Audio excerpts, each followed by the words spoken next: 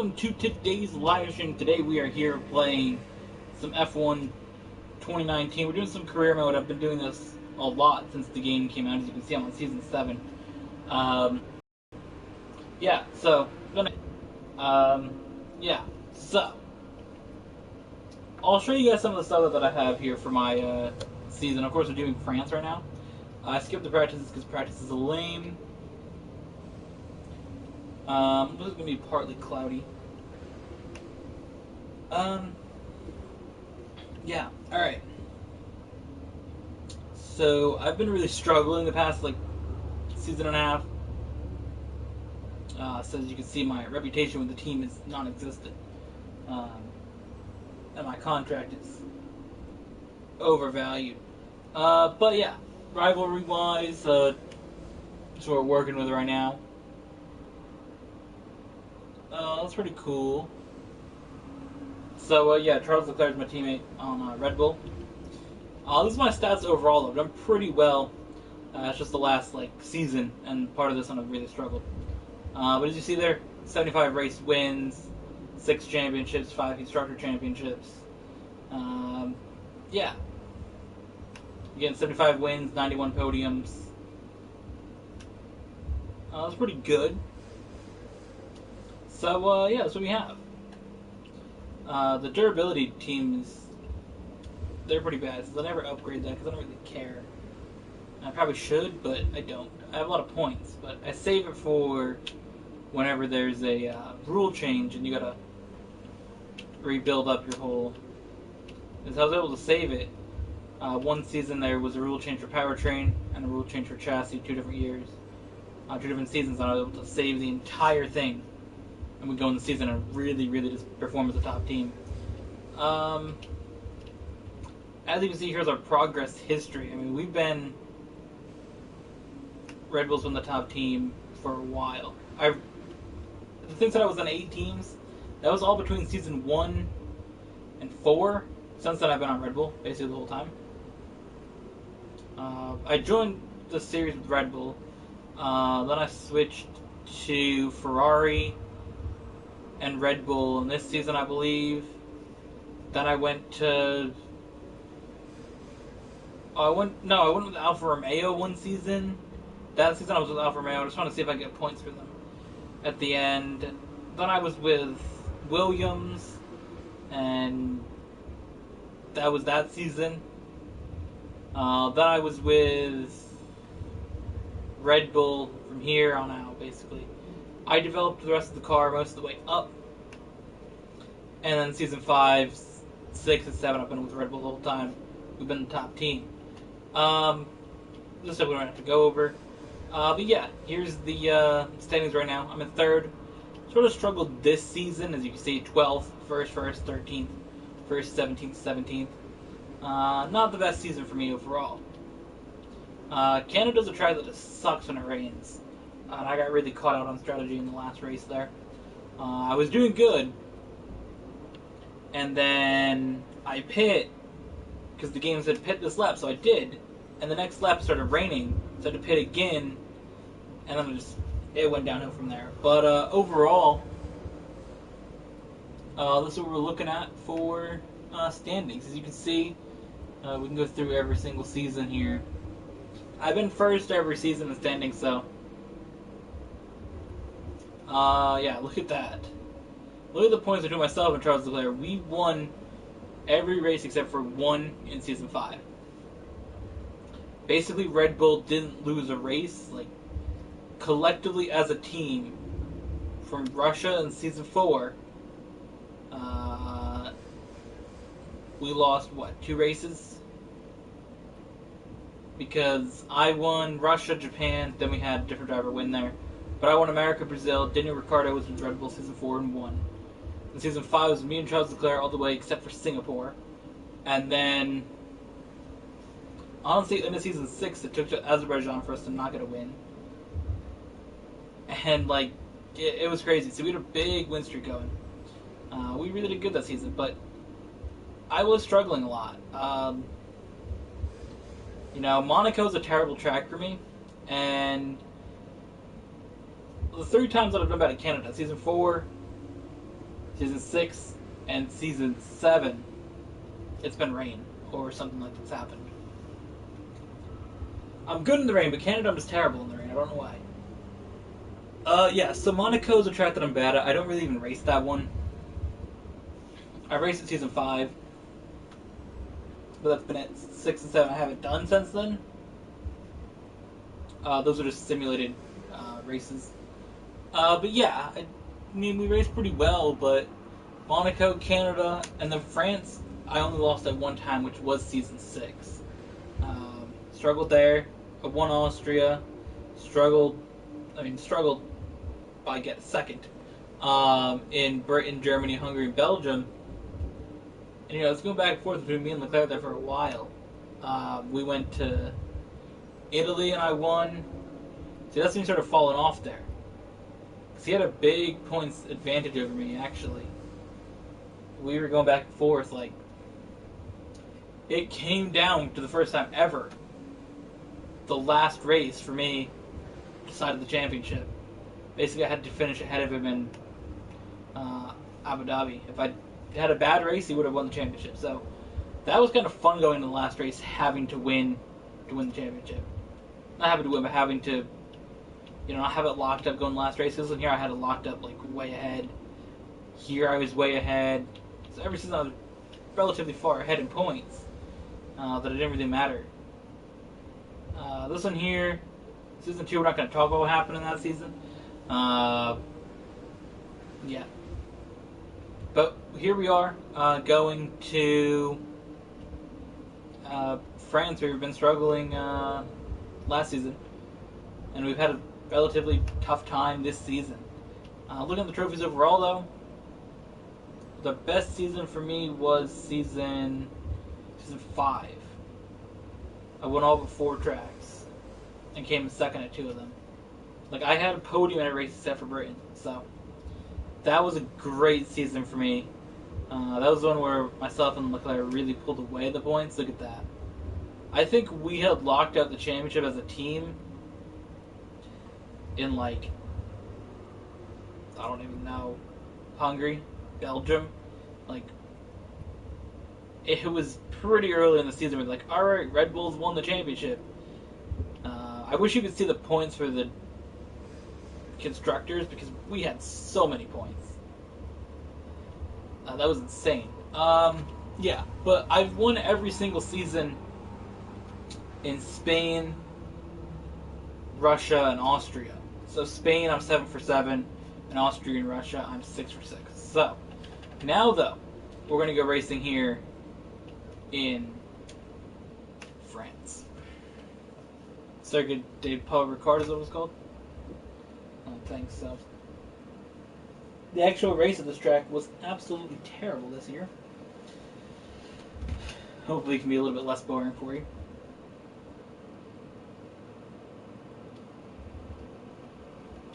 Alright, let's get on the track.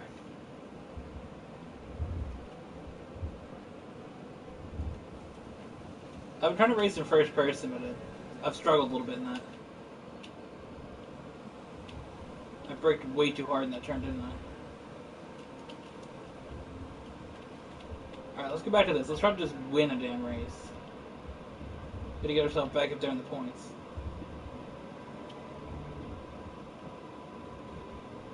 France should be a winnable track for me. It should not be one that I lose.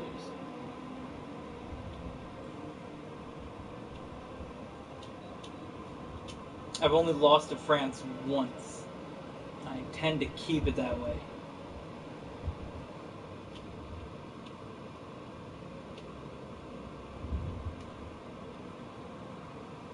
Canada was a track that I did good at for a couple seasons, but that dropped off the win every season list. I'm confident about the 3 that I have, though, heading into season 7. If I've won them that many times, I should be able to keep it up. Oh, I messed up that turn.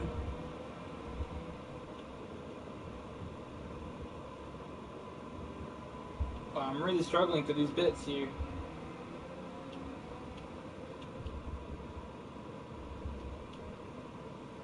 This is the first video that I've done with the changed pit route. think we did the French Grand Prix. It was definitely before that change came in.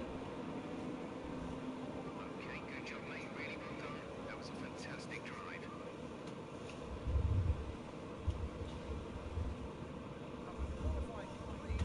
Oh, I was 1.4 seconds ahead. That's pretty good.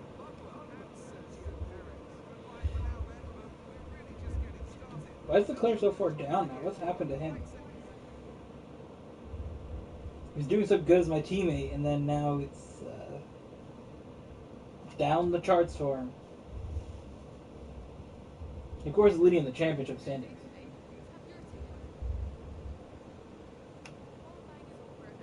I don't care. I really hate this, like, asking about your F2 teammate or rival, who the hell this dude is. I've done fucking 7 seasons. Stop asking about that. It's obnoxious. Shut up. Like, how'd your F2 teammate do? Here's your old F2 rival that you didn't actually have a connection to.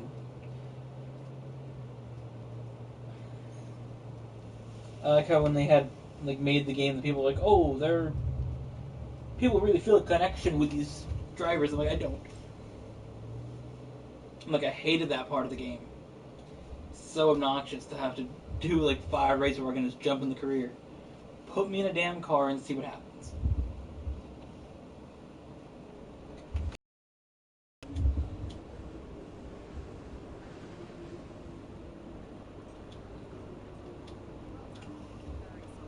I am going to have to consider my options for another team because we aren't looking great contract-wise here with Red Bull. So, I mean, Ferrari and Racing Point, I was going to call them Force India, probably are our best options. If we don't get to stay at Red Bull, which I intend to with a win here. Have the opportunity to stay at Red Bull because that's what I want to drive. I don't want to have another car. I tried with Ferrari, but it just wasn't the same. I've raced for like half the teams in the grid here. I raced for Ferrari, Red Bull, Mercedes, Williams. I don't know. I think there's only 4 that I've done, but still, that's almost half. Oh, I did Alfa Romeo, so I did half the field. If I was going to drive for another team, McLaren could be cool. Tart Rosso could be cool.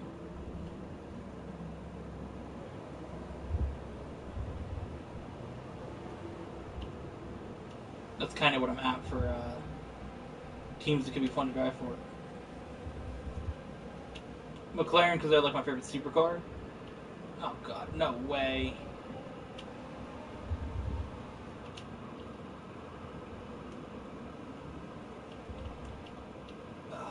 God damn it. McLaren's are my favorite supercars, and then Toro Rosso's just Red Bull, basically. Same owners. The drivers are all kind of interchangeable.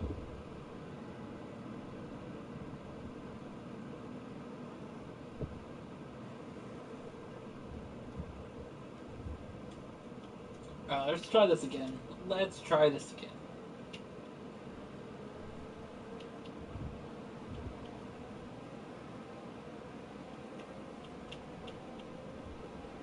These Ferraris are just always ahead of me now. It's really getting to be a problem. Not gonna let you stay ahead of me. I almost know how to crash there.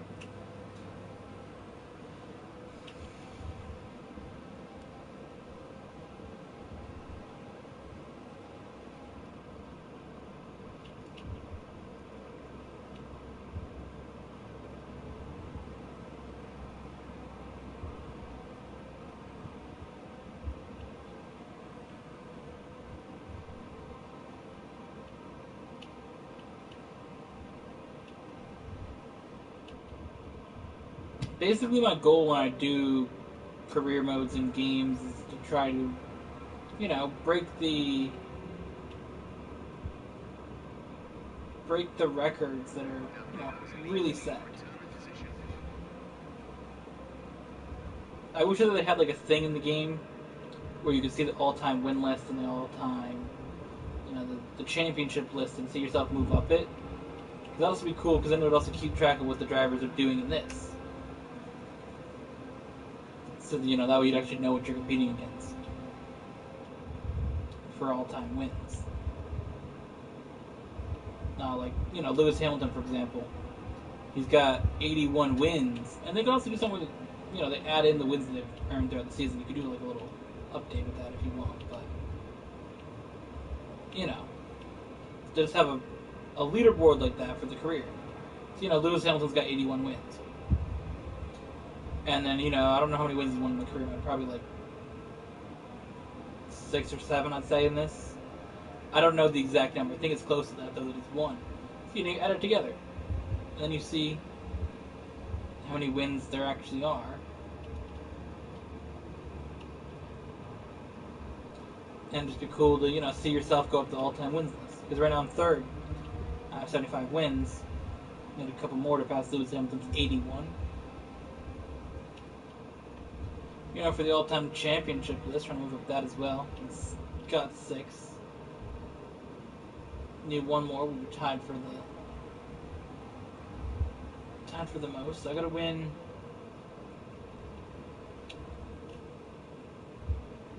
2 more championships. That was far too aggressive. Clean passes only. We don't want a penalty. I get it. That was a mistake by me. I didn't mean to spin him out, but sometimes you gotta just do whatever happens. Let's get back up to racing speed. Left 3 DRS is enabled. We do have damage to our front wing.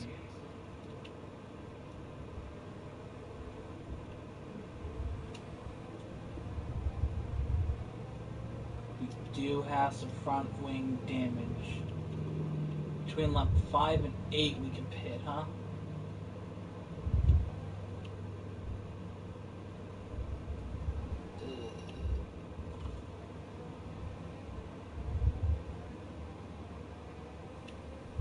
I think we can hang on with this wing damage until then.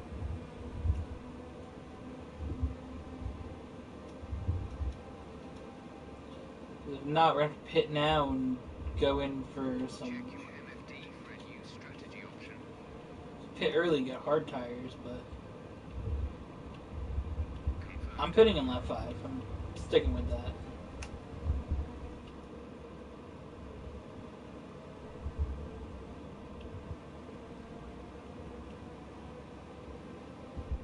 I put a lap 5 or lap 7, and I'm going for 5.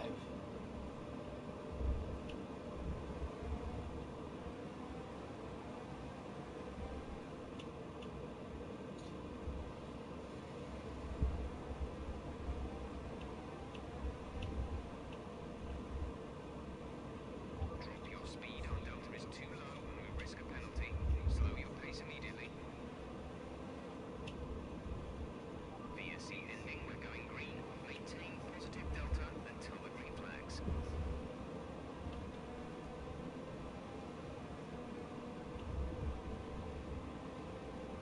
That's so hard to regulate sometimes. Without giving up too much ground to the cars behind.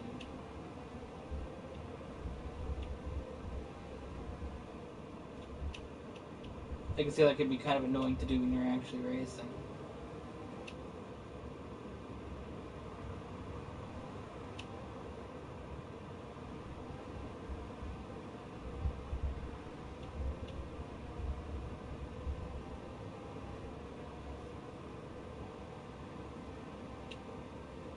Some information on Verstappen. They seem to have an issue.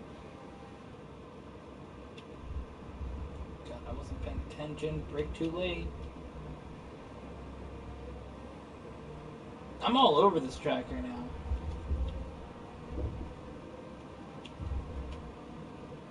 It will definitely help when we can come in and pit. Get some mediums on. Get a new wing on the front of this car. And really, really go for the win. Because right now, at this rate, we're going to start off the track and crash. And have bigger problems on our hands than losing the lead. We're going to, like, lose the race. That doesn't make sense, but, you know what I mean. We're going to have bigger problems than just the wing damage. We're going to have, like... Okay, tyres still looking good, Nick. Let's keep them that way for as long as we can. In this lap, push now. Normally, I do opt to pit later. Whenever they say, do you want to pit at this lap or this lap? You know, they give you stay at whatever the game presets, or, you know, it changes to this race, for example, was pit on lap 5 or lap 7. Assuming that Leclerc is pitting on lap 6. But for me, I opted to go for lap 5 instead of 7 just because of the front wing. Normally, I do opt for the later. I would have picked 7 if I didn't have the wing damage, but I just need a new one. I really do.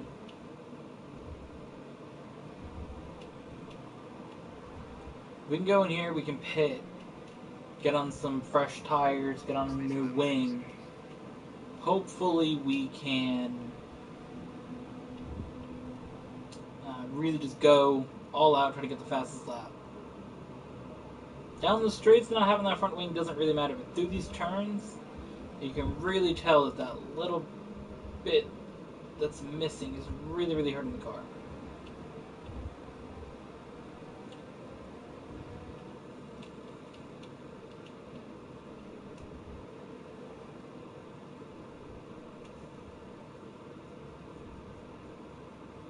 My sector 3 times are always a little bit slower.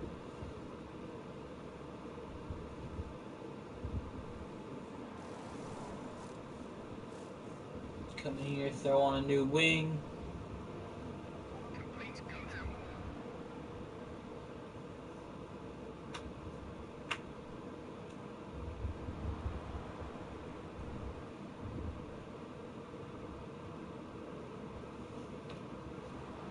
Come out of the pits and No more scheduled pit stops. see how far we really cycle out in the group, because I don't know, without that front wing change, we would have definitely been faster. But with that, we had about a 6-second pit stop. Everybody's going to have 2 to 3 seconds.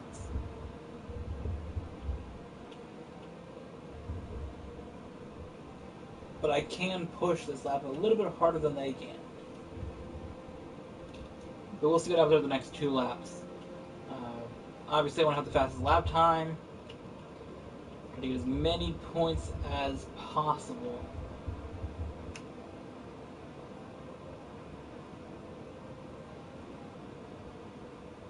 That was a really fast sector. If I didn't pit, that would have been a really fast too, yeah. This would be a fast lap if I didn't pit, but the next lap out on the new tires is always fast. So Leclerc is in the pits now, as expected. Typically they give you options to pit around to being the number 1 driver on the team. You can kind of follow around what your teammate's doing.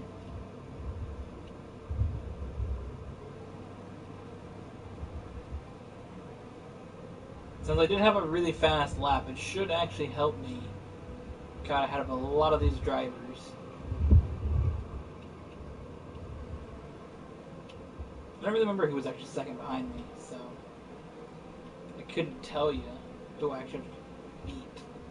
I think it was who are the Ferrari drivers? Butler? Is that who I gotta beat? I think so. Really fast sector 1.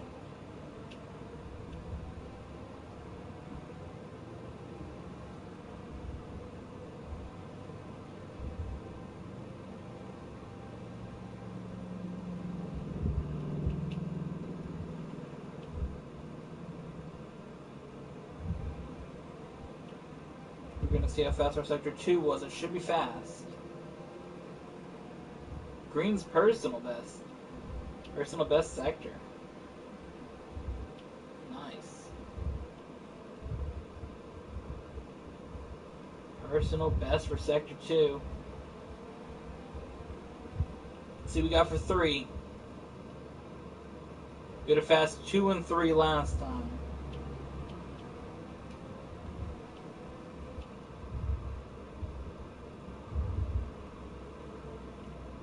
These new tires should get us the fastest lap of the race. Take away from Perez, who is in last place. There you go. Fastest lap of the race.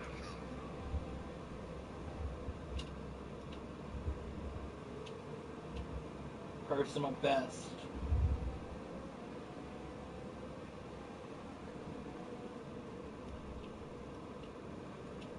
We can really, really unleash this car and really go all in at a track like France, where I'm really good.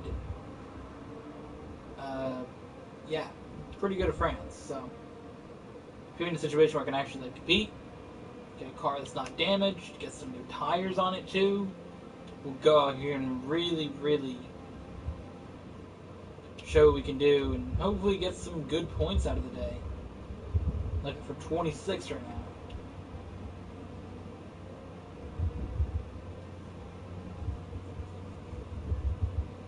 And all of this can be made better by going to Austria, which is my best track and favorite track to drive.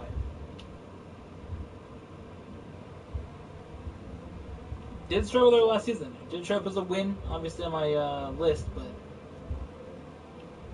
I'm going to make a last lap pass in Austria to really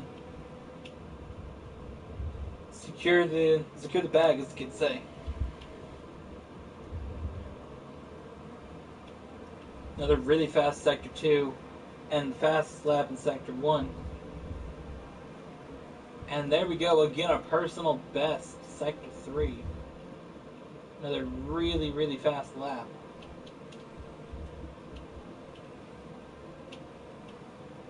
There is a plane over there, huh? We're just flying around this track. Slight mistake there. Should probably slow us down a little bit. We still had a fast sector.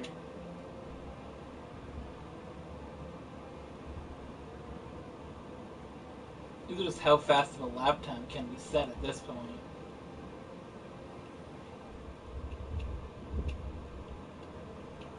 When the car is going right at a track that you're good at, things will really, really pop off for you. That was not as fast of a Sector 2. I'm sure the tire is starting to lose some of the new speed that it has. Of course, that was on lap 5 we came in and changed it, so just start to lose some of that grip, as I can tell by this. Of course, it's only 8% on the front tire, front right, and then 9% on the left and 7 on the right left, rear left. There we go, right left. Yep. And then the right rear, 7% as well. But that a little bit of tire wear will hurt the overall performance of the car. I'm glad that I did ride out with this though and stick with the strategy of pitting on lap 5 and taking mediums instead of coming in on lap 2 and taking hards. Because, we were able to set some fast lap times for a couple laps there. Things are starting to wear out. I noticed in Sector 2 and 3 last lap and 1 this lap.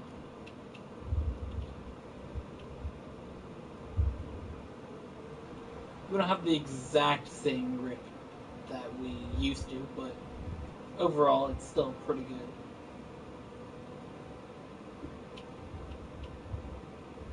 Also secured that fastest lap, and I don't know how much faster it is than everybody else, but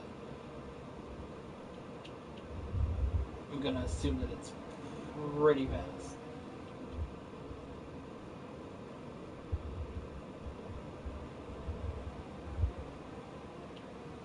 seen just a couple laps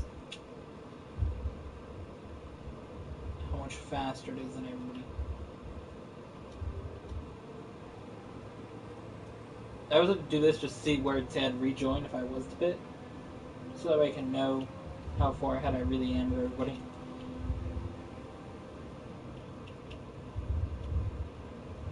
Because pit stops take about 20 seconds, 23 seconds, you know, driving and stopping time combined.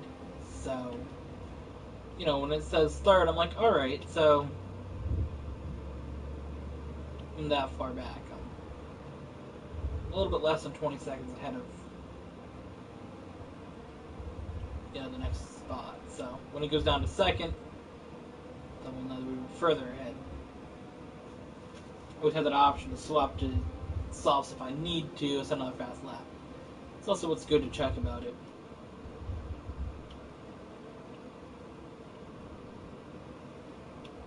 Hamilton's about 18 seconds behind. He was 3.8 behind Leclerc, who's about 14.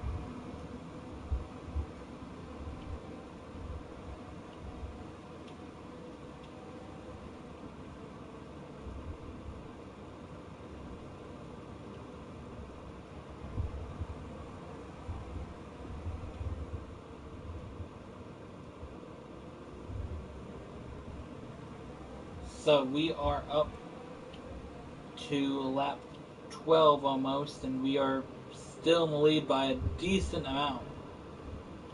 Very, very happy with the results here of what's going on at the French Grand Prix. It's been a great race overall. A little bit of damage early on, but we were able to come out here and fix that, and still managed to survive the race, and somehow I was able to keep the lead. I guess because I had built up enough of a lead that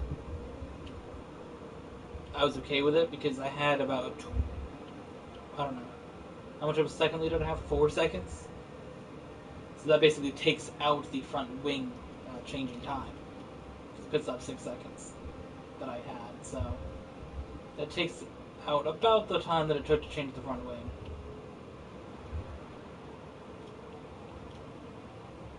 And that's really what you want to see, is have enough time to do that. Which I did. I had plenty of time to do a normal pit stop, essentially, and come out with the lead, because, again, having that extra time built up was helpful.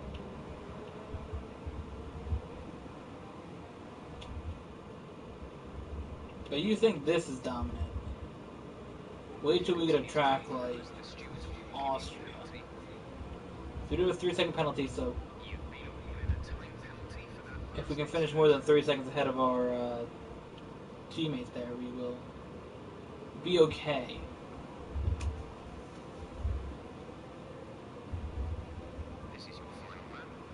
At the moment we're, I don't know, 16 seconds ahead.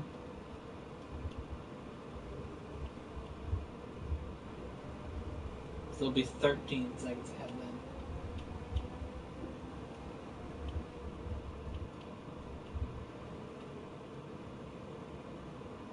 It's just the tires giving up, us struggling a little bit more through that section again.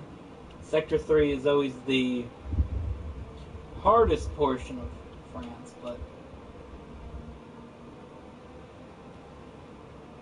overall, not a bad situation to be in.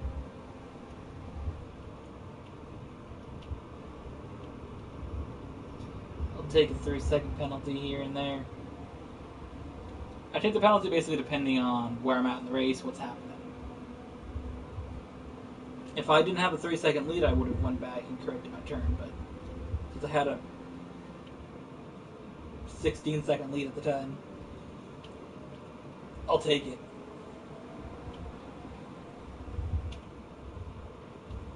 Yeah, we're up to 15.8. I think it was 16.2 when I took that penalty. So that's the thing, it depends. If I'm like in third charging forward and I take a penalty, I'll go back and fix it or something like that. But a situation like this where we're way ahead of everybody, it doesn't matter. We'll take that. And victory number 76. You worked hard for that. Congratulations.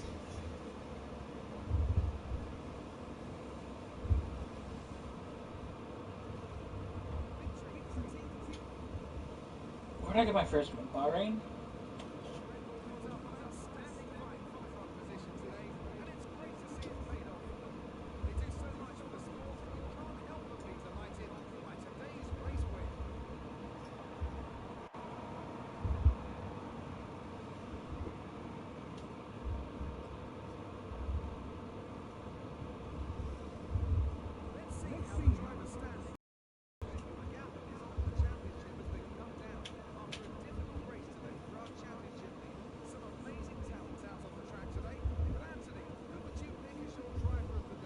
Butler lost a lot of spots.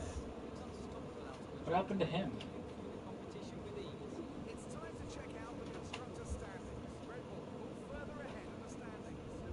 I don't really know how he got to have an issue. I was about 2 seconds faster that lap was that I had.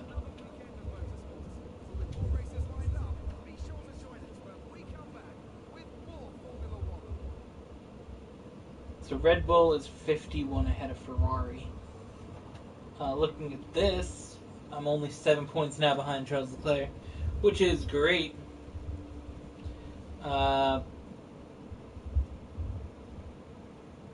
Yeah, Butler dropped down. Don't really know what happened to him.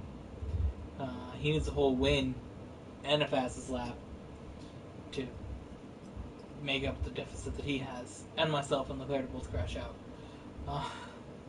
To take the championship lead at this point. But yeah, contract time is coming up. Looking at this, I don't really know. I'm gonna try to stay with Red Bull, but they're gonna be able to give me what I want out of my contract, and if not, then I will join a different team. But I don't want to switch teams. I really like Red Bull. Obviously, it's my favorite team, but we'll see. We'll see if they can provide the things that I would like to sit in the car. And if I leave, we're gonna have, some sort of problem because they're gonna drop down in overall performance. Because if I leave, they're gonna spend all their points developing the what's that called? The yellow one. Oh god. Durability. I knew something with a D. Durability. They're going to just upgrade all the durability with the points that I've left of the team, which I don't want. You got to be able to prevent the other changes. That's why I haven't upgraded durability, because I want to keep those points. Yikes.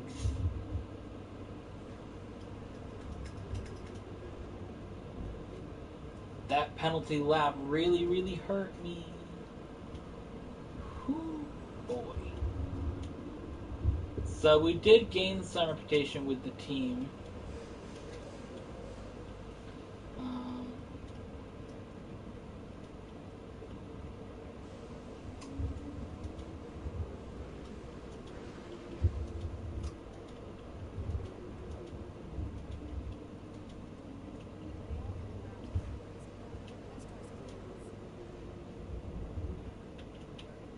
Really? You can't give me a race bonus on resource points? What about this? Still no? You gotta accept that. What the oh my god. Wow. That took longer than I thought. I definitely figured we could probably get that done in one, but not definitely what I wanted, but what I care about mostly is getting the pit speed to be high. That's what I want. I need a fast pit stop. That's what I want. If you can get me out of the pits in 1.8 seconds instead of 2.5, I'll take it in my contract. That's what I like. Or whatever the 30% faster is. That's what I like to have. Just the fast pit stops on pit road every time. I don't care about the other stuff as much. The development, we're not developing the car, so. I would like to get more points to help us go and develop a better car for next season when regulations come, but overall, not terrible. 76 wins. I'll never explain why I have number 6 as my number now either. I'll explain that in a minute. So my first win, I believe, did come at Bahrain. Yeah. My rookie season, I won Bahrain, China, Azerbaijan, Spain, Canada, France, Austria, Russia, Mexico, America, and Brazil. The reason I didn't do Abu Dhabi because I just didn't like that's a simulated race. Season 1, I was so good actually. That was just a simulated race because I didn't really care to watch up the championship. I didn't really care to do Abu Dhabi until here when I'm like, oh, let's just get that win out of the way. That's the only reason why Abu Dhabi doesn't have wins every time. Like, if they don't have a win out of it, I didn't do it. It's just a simulated race. So, there's 3 races that are simulated there. Every time I've tried Abu Dhabi, I've won. Just point that out. So we're going to one of the tracks that I've won every single season. Austria, I've won every time out, so let's see what we can do. Only a couple points behind Charles Leclerc, so if we could pass him here and make up a couple of points and keep our win streak alive in Austria, I'd be very happy about that. Going for win number 77. Only need a couple more wins to pass Lewis Hamilton.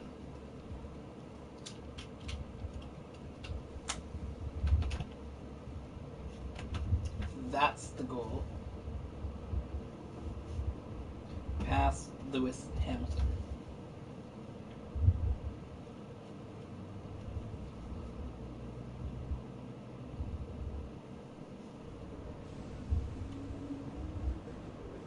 Other dude didn't say, what do you have against practice?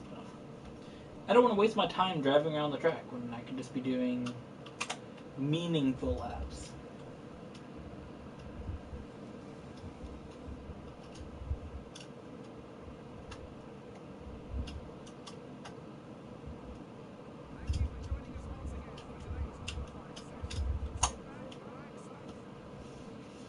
Here we go. I'll do it on mediums, bitches.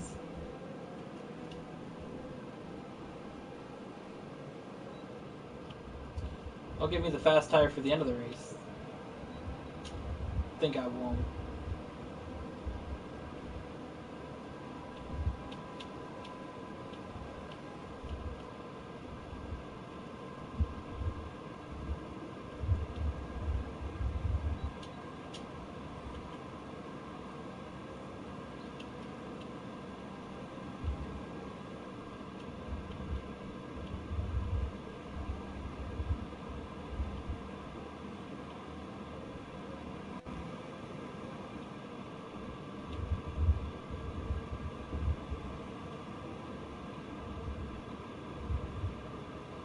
I hope that, this may be a controversial opinion, but I hope for the 2021 rules when they come out, they keep DRS.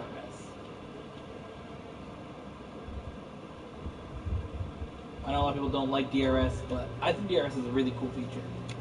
It's pretty cool that they have like certain parts of the track that you can open the rear wing and your car goes faster. I think that's such a cool thing. And I really hope that they keep that with the cars. I know they're redoing some of the cars are easier to drive. Not easier to drive, but easier to pass. You know, the air around the car will be less disrupted as they continue through the race, where you get close to a car and you lose so much downforce now, where they can change that, make the car more downforce, make them easier to pass everywhere. But I still think DRS would be a cool feature just to have, and I like it. I'm a fan of DRS. I don't get. Can there just be a I don't care what he does option? Either way, we're ready for his bitch ass. This will be a great race because I'm gonna win it. This is one of like the couple tracks that I'm confident when I go to, saying I'm gonna win this damn race.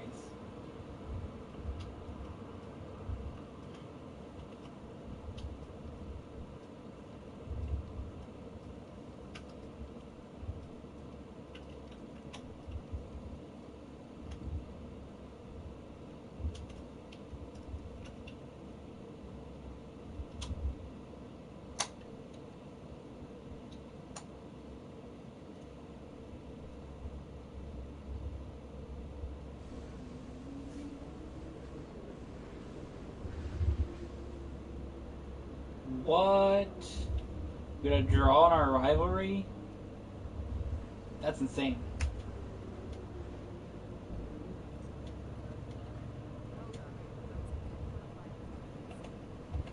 I don't think I've ever had that before.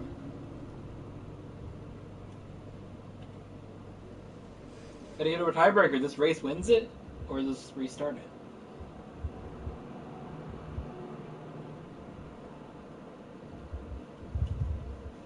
He needed 1 point, I needed 2 points. I got 2, he got 1. It's kind of crazy. I would have won the rivalry if I didn't accept that penalty in France. Because we would have been tied here, and I would have won 31.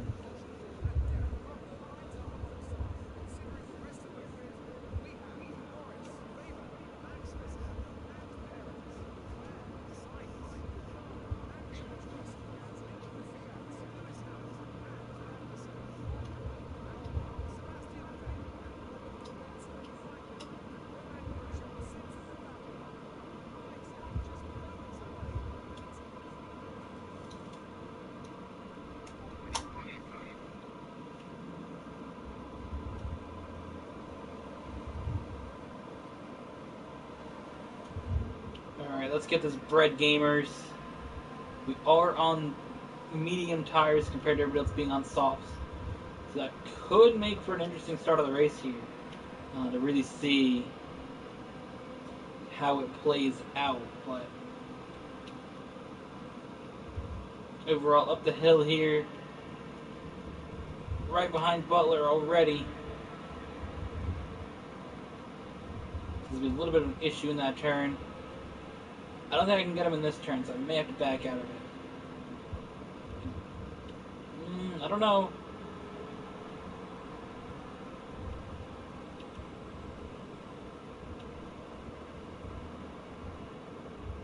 Okay. Alright, let's just redo that entire situation. Essentially what happened is I went a little bit too hard. I should have just stayed here. I just seen an opportunity. Because I did have him here. That's the thing. I had him here. I should just let him back in and retain my spot. So I should have done. But instead I tried to race him and we both crashed.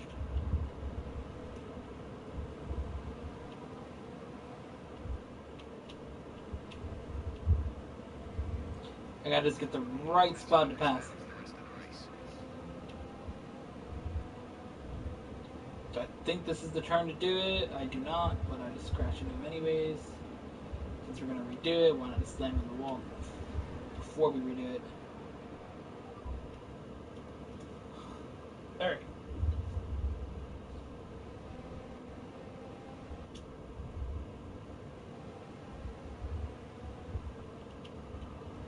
Let's see what we can do.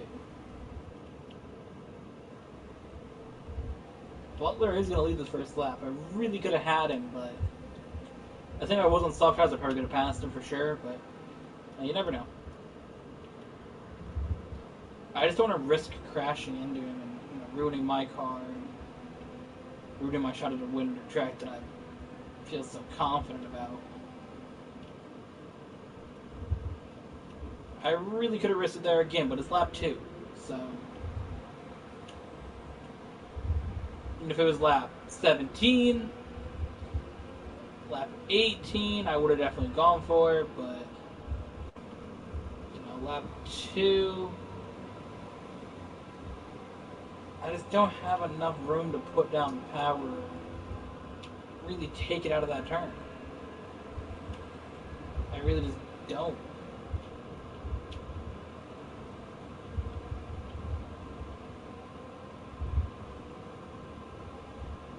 I'm determined not to, like, crash. So that's how I almost lost this track previous season. I did almost crash.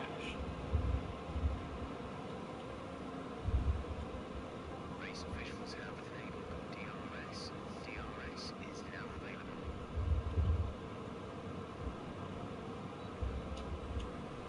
First time with DRS here, that should help us, but again, I feel like I'm on slower tires, and that's honestly hurting us. I thought that I could just, like, overpowered it, but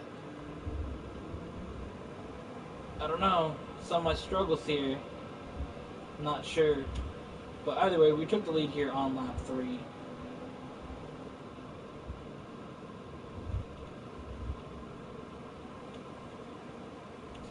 DRS is super helpful. We were able to just use a little bit more of that speed to help us get around him.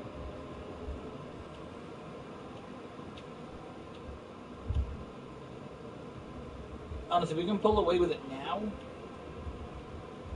we'll be golden for when the race switches for our tires. Because we started on the mandatory compound. You have to race medium or hard tires one time in a race. So we got that out of the way.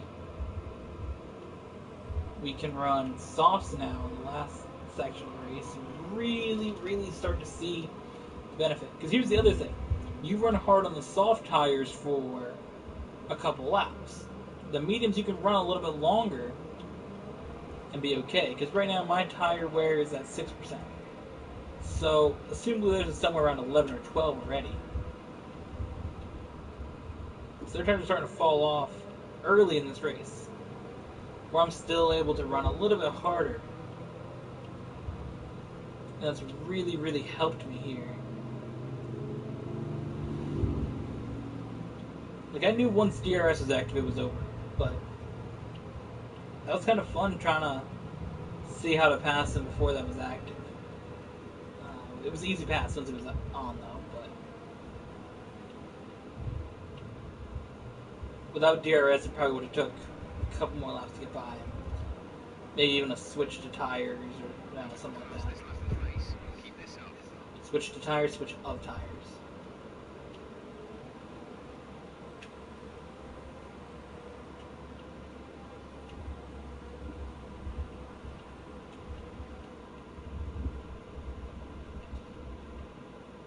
Butler is 2.2 seconds behind. They're going side by side up there. Over in Butler, or Faber, or whatever the hell his name is.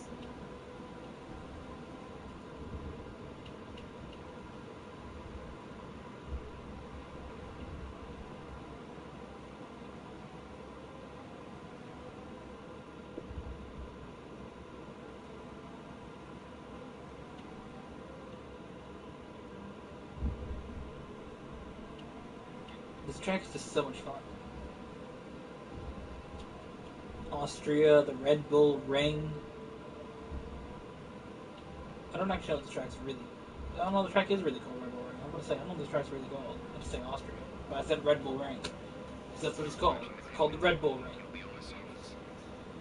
Yes. Once we got the lead, we're gone.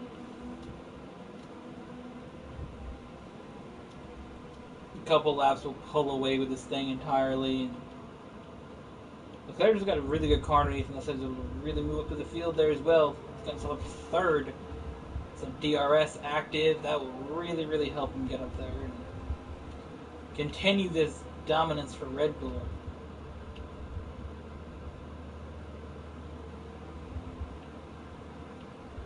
I genuinely didn't know if I was going to be with the team though after France.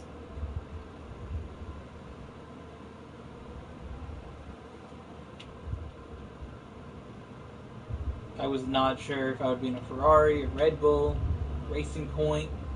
I even was considering Toro Rosso as like a driver swap potential, but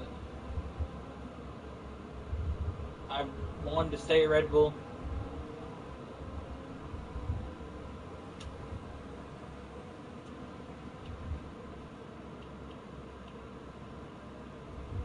I can have fun trying to swap teams and just drive wherever I want once I win enough championships. Maybe after next season. I feel like season 9 and 10 I can sort of do whatever I want. I can have fun in a Toro Rosso or something like that. Because, I want to be able to race and compete for championship number 7 and 8. Because the goal is 92 wins, 8 championships. That's what I want. So once I achieve that, I can go race at a Toro Rosso or McLaren, or I even consider Haas because they're the American team and that's where I'm from, as America. My driver is from South Korea, but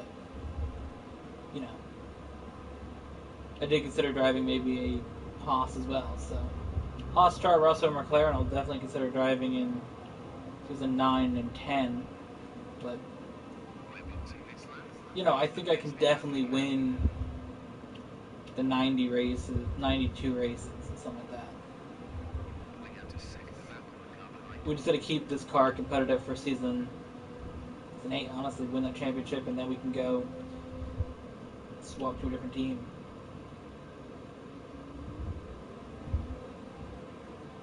Because competing for the championship won't be necessary. Competing for wins won't be necessary. Just, competing in a race is the goal. Once we get up to the certain amount of wins we need. Again, that's 92 wins right now. We're sitting on 76. After this, I wouldn't be surprised if we're at 77. The championships were at 6, so we need to get to 8. So once season 8's complete, hopefully we'll have 8 championships. And we can move on to a different team, maybe. Again, I like racing Red Bulls for every team, but I feel something like Toro Rosso could be fun to do. I don't know. Just an option I'm thinking of.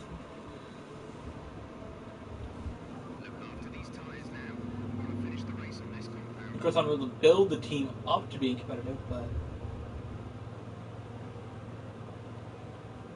be on that quest of building a competitive team. Verstappen had an issue there. VSC deployed. A virtual safety car has been deployed. We need to keep a positive delta here. Slow down. Maintain a positive delta. Oh, that sucks so much. Virtual safety car now. Okay, slow down, slow down. Your delta is negative, which means you are too fast. Reduce your pace.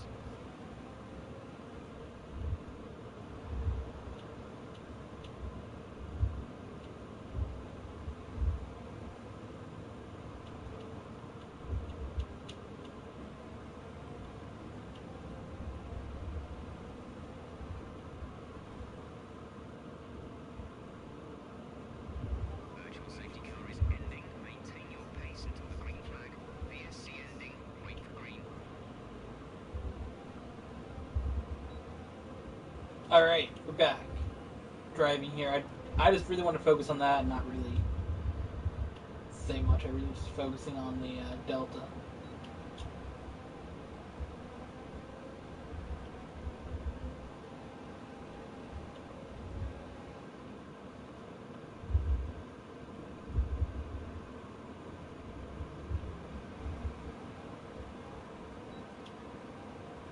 That definitely hurt my race having the virtual safety car right as I come out of the pits.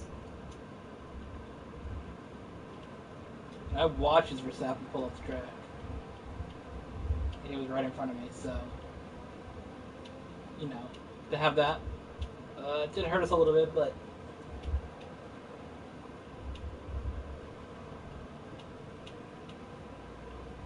that was a little bit aggressive, but whatever. Okay, great pass.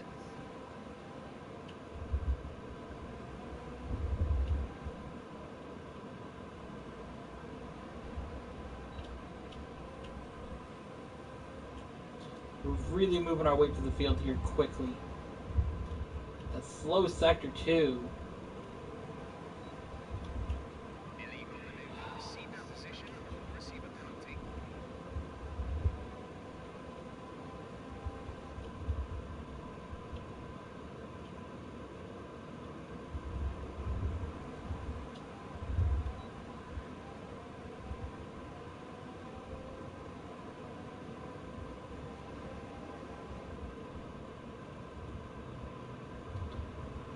Let's catch up with this dude.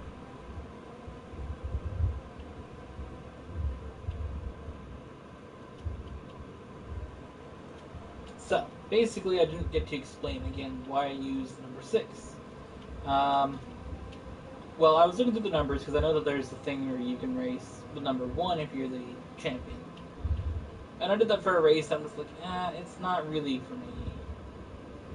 Number 1's, it's cool that it's an option, but for me it's kind of lame. I wouldn't race number 1 being the champion. Now, I prefer to use my own personal number instead of the champion number.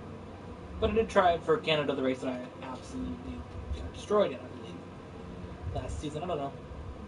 I lost Canada last season. So that's when I tried it. And I'm just like, Because of course everybody knows, look at the channel name, and if you follow me on other social medias, you know my number's 47. I use it on different things all the time. But, it's a number that I've raced for season 1 through half of 6. Or quarter of 6, basically.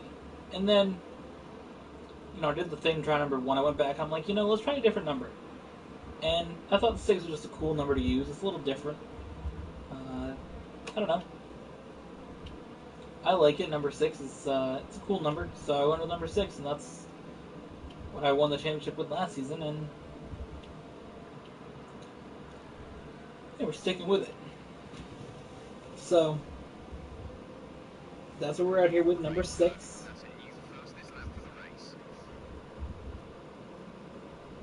I've used 47 for years, so it's been probably close to 8-9 years since I've used that number. I don't know how I ever started using it, but this became my number of choice, 47. I also like number 4, but 4 is taken by Lando Norris, so I can't use 4.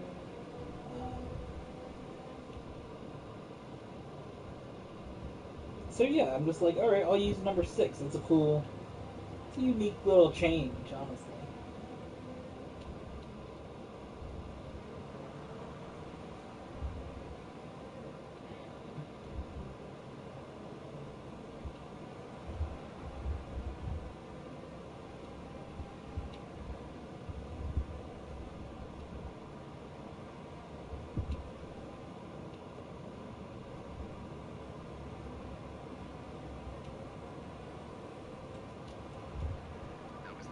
Could use 84.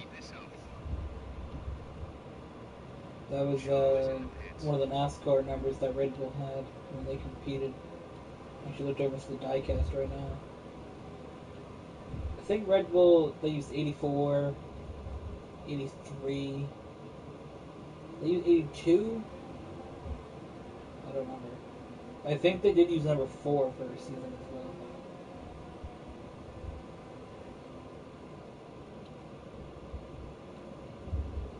Red Bull was pretty bad in NASCAR.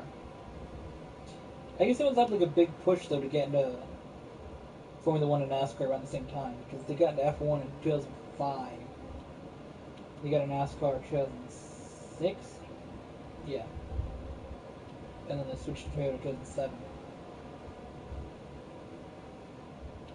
So yeah, Red Bull started a Formula 1 team, and then the year later through their NASCAR team, and also Toro Rosso being the other Formula 1 team. So that must have been like a thing that they did. They just decided, 2005, let's get into racing. We had an F1 team, two F1 teams, and an NASCAR team. One of those teams is really good, one of them's a development team, and one of them doesn't exist anymore.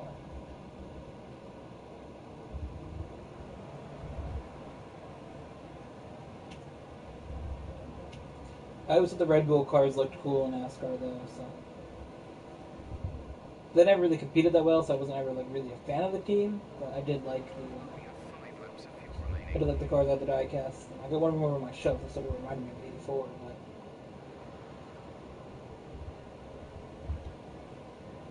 I don't know what the other ones are. So the one thing that I can't find is found all my other NASCAR diecast cars except for the one Red Bull car that I'm looking for. They're in a box in my closet or something. I wish the Formula One diecast cars were like common and smaller. You only could buy a big one, which is expensive. I wish there was just like small, Hot Wheel size ones they do for NASCAR. I actually have an IndyCar one from years ago. Got a Target one.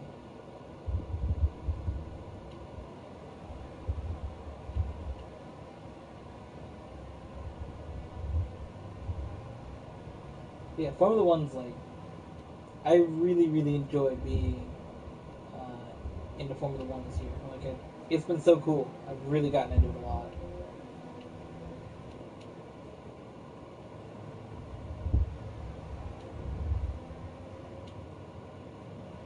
I just really followed it, paid a lot of attention to it, and I don't really pay much attention to NASCAR now, so I just switch what sport I watch of the two.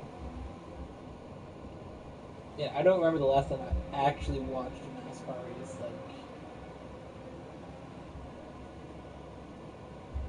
actually cared to watch one. I think was sometime in June. It's been a couple months, and even then, I only really cared to watch that because it's the final broadcast for Fox, and one of the announcers is retiring from announcing, like for years. That's the only reason I cared to watch that. I mean, I have not cared to really watch NASCAR at all this season. So, yeah. I'm sure I'll watch Talladega in October. And maybe, like, the championship race. But that's probably it. I mean, I don't... Formula One, though, I've watched all but Spain this year, and I explained why. I was at my brother's house, and I do it at my grandparents' house. And once you see who wins the race, for me, I don't care to watch a sport once, like, watch whatever from that sport once I know who wins. So, once I knew Lewis Hamilton won Spain and I seen it, I was like, alright, I don't really care to watch it. Like, if I didn't know he won it, I probably would have watched it, but I seen it on Twitter or Instagram or whatever, and I'm just like, whatever. As soon as I didn't watch Spain, because I didn't get the opportunity to. My brother and I had wanted to watch it, because he watched the Netflix series, which then he suggested to me to watch. So we both got into it this year. But I just didn't get the opportunity. I woke up later because I was at his house that day. I woke up later. We both did, and then we had to leave. So we didn't really get the opportunity to watch it. But definitely,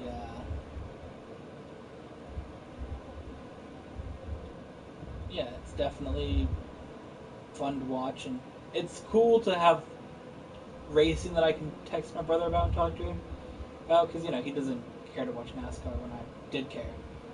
So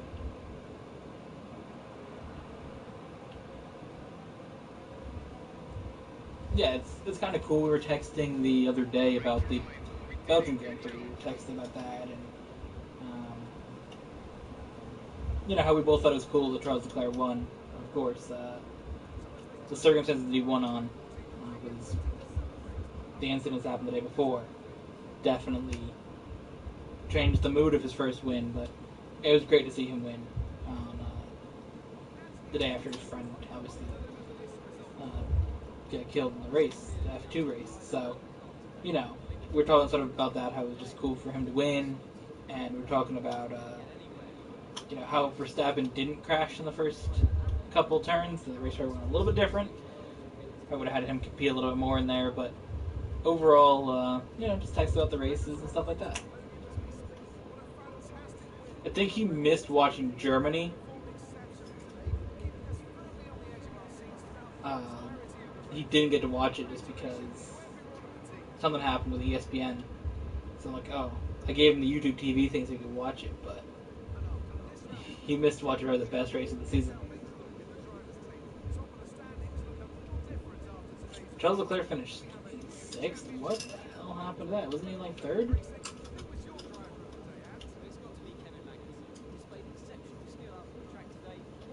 I like how the driver of the day in this game is a little bit different than driver of the day in the actual races. Driver of the day for real is like, you know, the fans and the announcers are just saying, all right, this driver performed really well. You can vote for whoever it is, and that's who gets driver of the day. But this are like, this guy in 11th place is my driver of the day. Or normal driver of the day is, you know, something like the driver who's in first through like fifth. I think the only driver that didn't really get that good of a finish was Lando Norris in Belgium. I think he got 11. I mean, he got driver of the day, but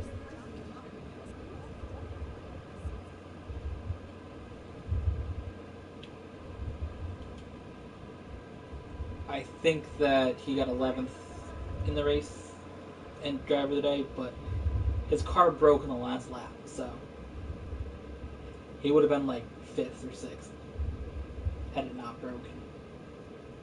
He raced really well, so yeah. So I'll see what races up next. I think it's Britain. Not a fan of racing Britain that much. It's not been a great track for me.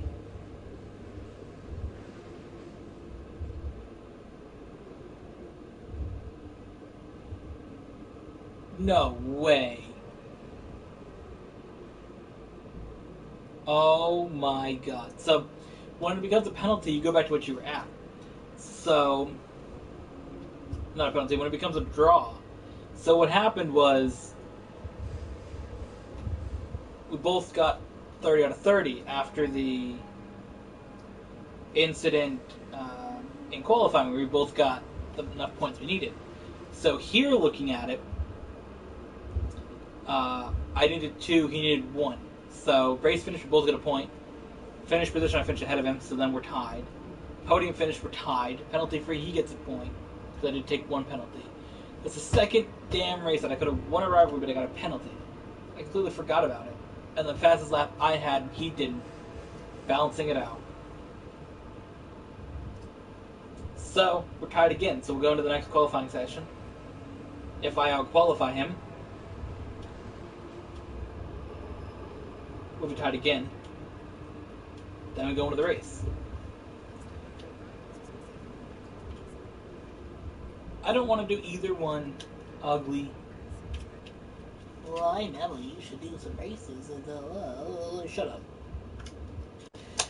Nobody cares about doing historical events about me. We are here at Silverstone. It's time to qualify again. Coming off of a great win in Austria. A dominant win in Austria, finishing ahead by almost 30 seconds. We had to qualify at one of my less good tracks, we could say. Definitely struggled at a track like this. But we'll see. I want to see how it looks from 7 out of 7 in Austria. Oh, it's so good to see the number 1 there. Yes. Now we're going to go to Russia later in the season and try to win there. See what we can do with that. Now we get to that stretch of tracks, basically from Britain to Italy. So Britain, Germany, Hungary, Belgium, Italy. Where I can go for a win or I can go for like a podium, but it's not as guaranteed.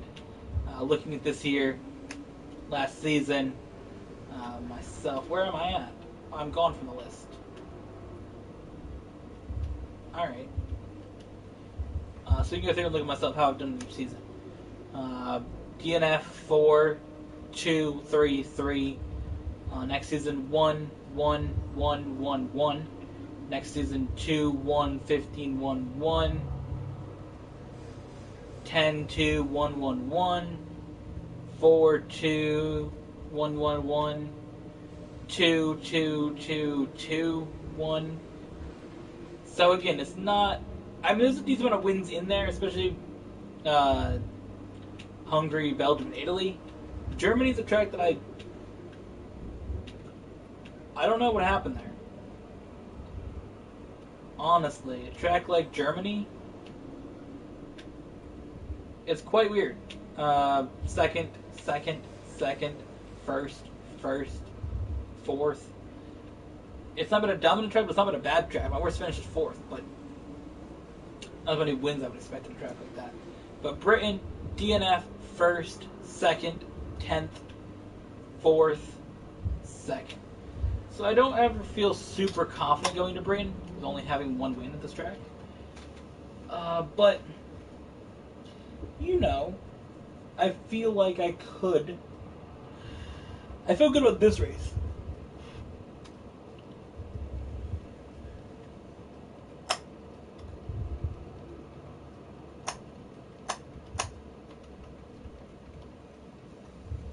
I think this is my race at Britain. This is my race in Britain. I'm getting that bread, gamers.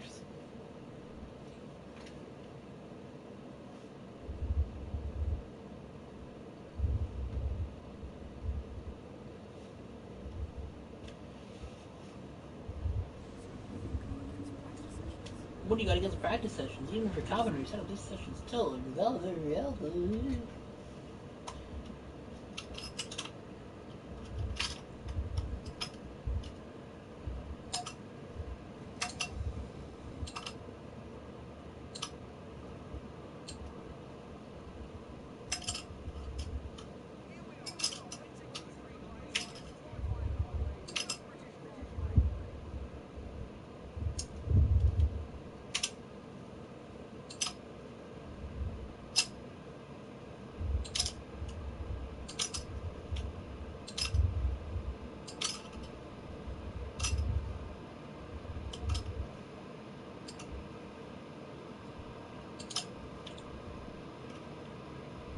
Oh, god damn it.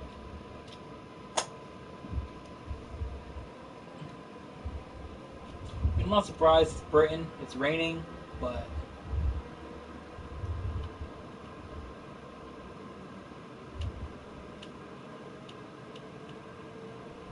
it's gonna not only hurt my start for a race that I'm not great at, it's also gonna give Leclerc the rivalry win. Even though I've outperformed him in 2 races in a row. By a lot.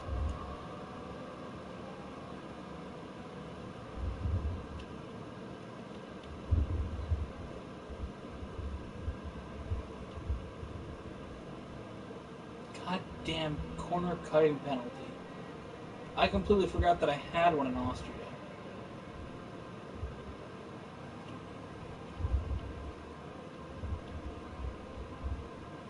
We're about to start 20th here in Britain. And it's going to be an absolute mess.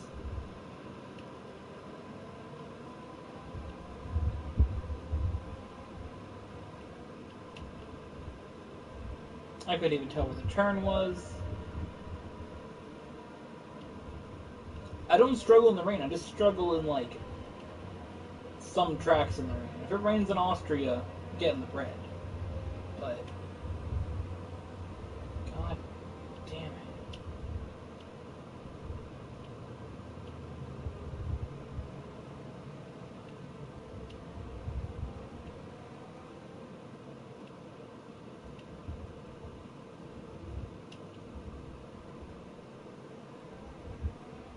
So there you go. Charles Leclerc's won our rivalry. Great. That was a pure disaster.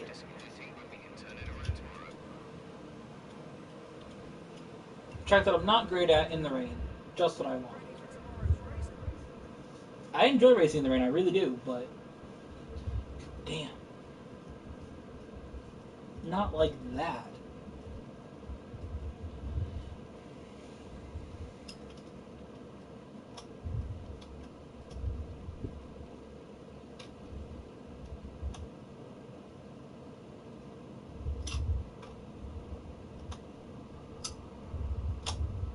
I tend to always check the weather, and I just didn't that time.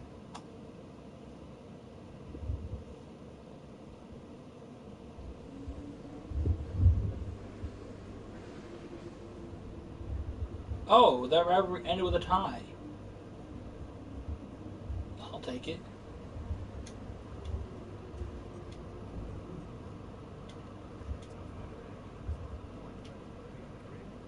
God. It's supposed to rain for the race, too? When's the last time I had a DNF? I haven't had a DNF since Azerbaijan Season 4, and I haven't been not able to complete a race since Monaco in Season 4. Oh, no. There goes my confidence in Britain.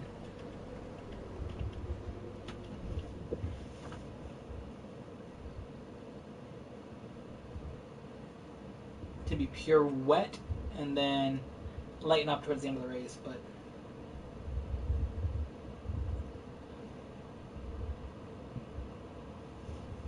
I am not confident in how this race is going to turn out for me. Absolutely not. Zero confidence about this track. Then we go to Germany, a track that I feel like I'll probably get second at. This is a struggle, trying to get up to... Weird thing, we're in Season 7. If we can get up to 80 wins, that's good. Because Season 8, we can get up to 90 wins. And then, yeah. It's kind of the goal is to get 10 wins per season, and right now we're sitting 7 to the good. Okay, this is the team. Yes, the team home race or whatever. So is Austria, though, kind of. The team's headquartered in Britain, but it's really an Austrian team. I mean,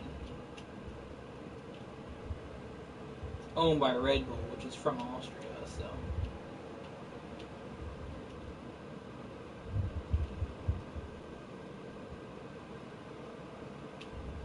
Please don't spin me out. I really don't have time for that. Gonna make it as many spots as possible in the rain here. There's no pit stops in the entire race, so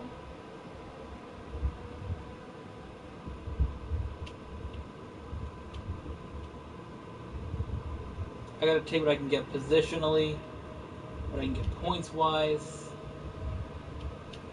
Okay, that's a good start. Keep it up. I'm up into 10th on the first lap, which is good for me. That will at least give me something to hang on to in this race. Something to fight for.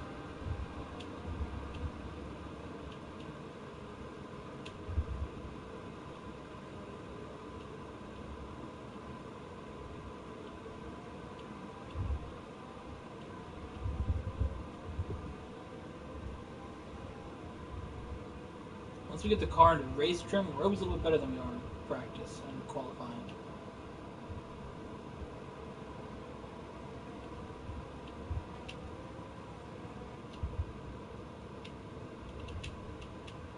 Braking is a flaw of mine, and this I will admit.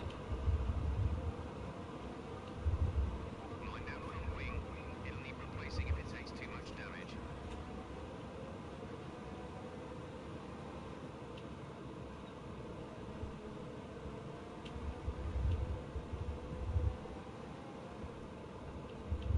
If you need to practice anything, it's racing in the rain.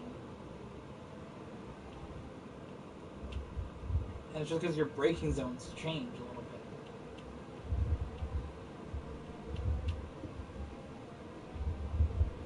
You know, the way you drive in the rain is a lot different from the way that you drive in to dry. You gotta back up your turn a little bit more than in the dry.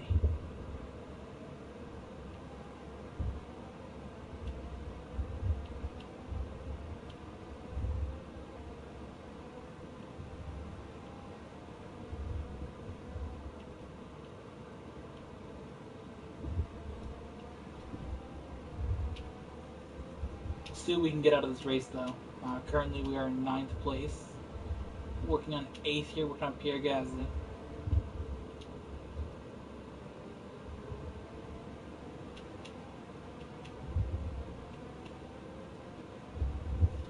That's a pretty good sector.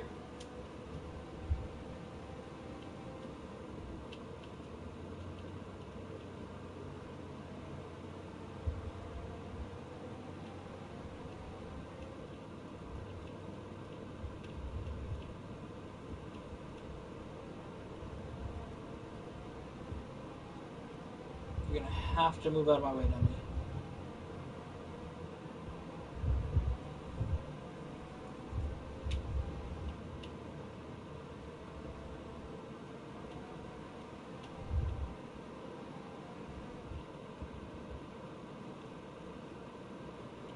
Really gonna have to risk it there with that braking.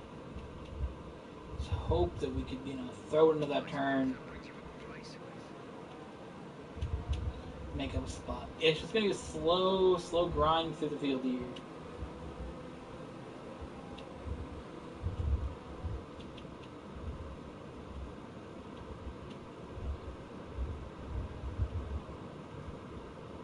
Honestly, that's what it is. It's just a slow grind through the field. See how much spots we can make up. We really made up some big chunks in the first lap. From 20th to 10th, but since then, the field gets a little more spread out, and you have to work really hard for every spot on this track.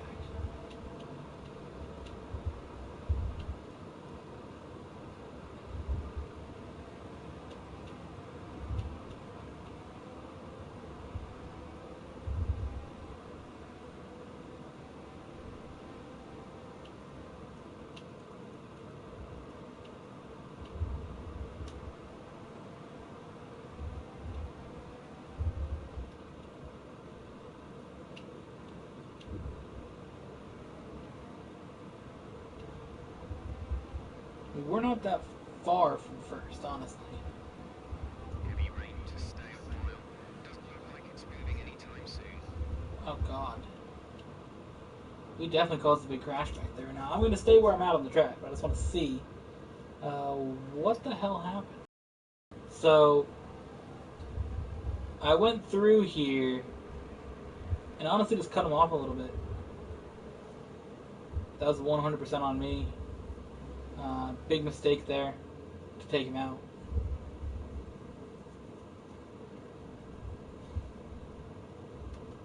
And took out Pierre Gasly with him too. Took out my semi-teammate. So, let's see from this view. I mean, he has the right to that spot. And in the wet, there's just no control. I don't know what would... I don't know what's with that. Like how much the wheel moves. Yeah, I mean, I don't really know. And he made no attempt to slow down either. Or avoid it. Because in this situation, I was so fast this stuff's actually happening. So there's nothing really you can do, but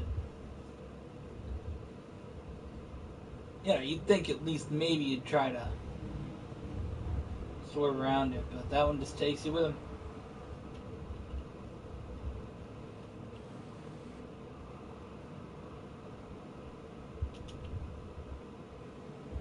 Sucks for them, but that happens. I definitely was not in the right in that situation. And I'll say that for sure.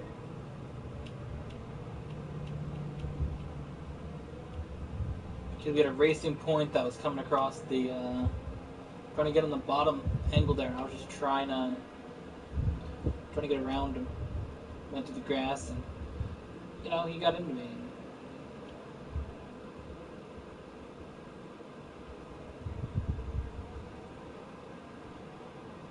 I should not have been trying to make a move on the grass, but In these races without pit stops and takes out that type of strategy, you gotta just do what you can do.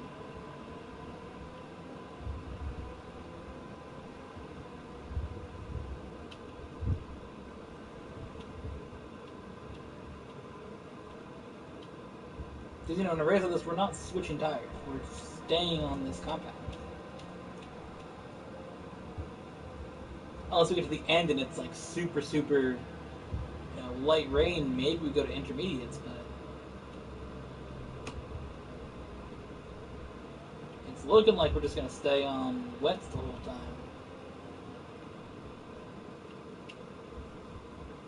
At this rate.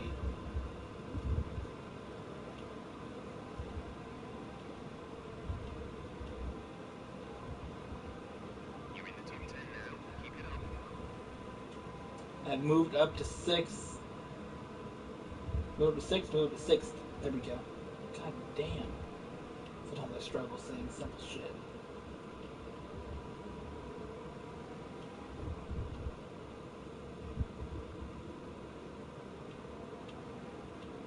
Next is Verstappen.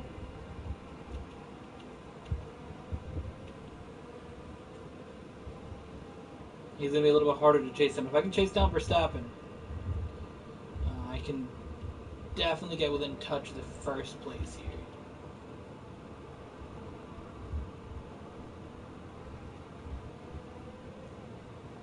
Because Verstappen's 5th, but the gap between 1st to 5th is not big.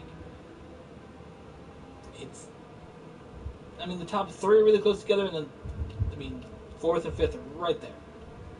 I'm assuming Hamilton and Verstappen.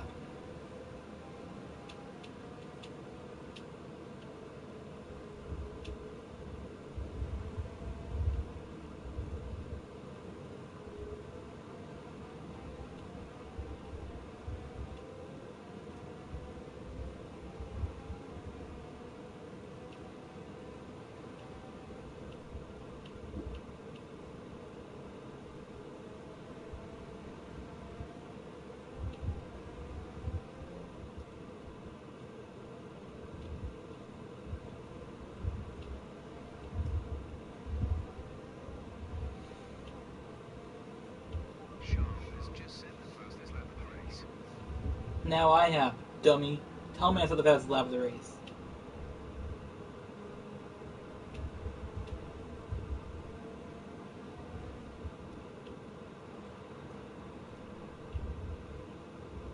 Don't ask me how the hell I did it, I just did.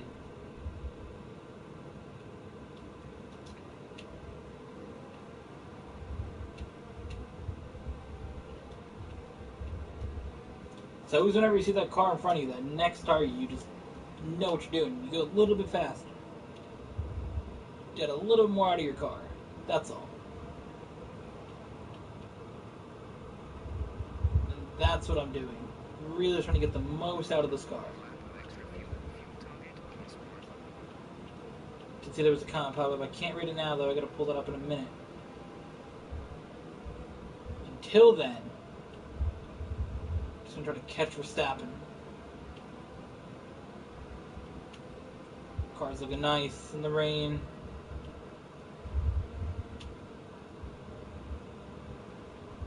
And Britain is not one of my better tracks, but right now in the rain, I don't know how I'm doing it. Been able to charge from 20th up to 6th here. 1.6 to Verstappen. That's gotta be Hamilton. I don't know why it wouldn't be.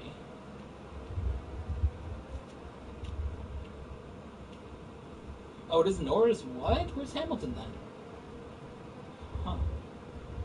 Must have passed him a while ago. He might have been in that big group of cars that I passed before. The track is drying, but it's going to take a while to clear the standing water off the line. Don't start thinking about slicks just yet. It's like a downpour. I don't know why you're asking me to think about slicks at all. Or not to think about them. I'm not. It's an insane downpour and I'm sliding over the track. Norris, they have an issue with their car. They're going to be slow. Ooh, that's what I like to hear. Hopefully he's slow enough and he slows down Verstappen. Which he is. He's slowing down Verstappen, so if I can get the right opportunity here, I can clear them both in one turn. Ah. I got by Verstappen, which is beneficial to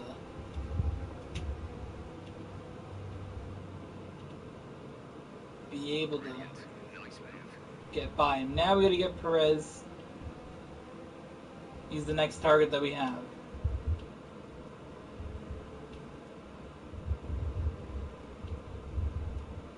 So the whole situation, basically, I switched with Norris because Verstappen got back by him. Or got by him as well, so.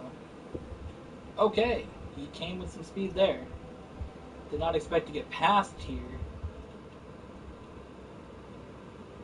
Just a little bit of a defensive block there. Alright. I caused another crash. What the hell?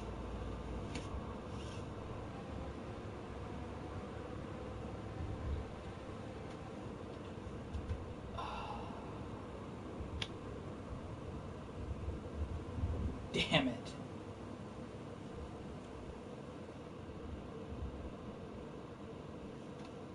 Caused another situation.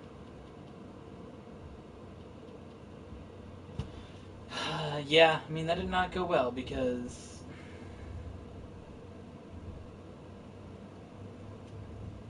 I mean, here's the thing. We're going to go here. He's going to cut in. I'm just going to brake a little bit too late, honestly. On a dry track, that probably wouldn't happen. I would be able to just try to stick with it, but that happened, and Norris got involved in it, so we'll see what happens here.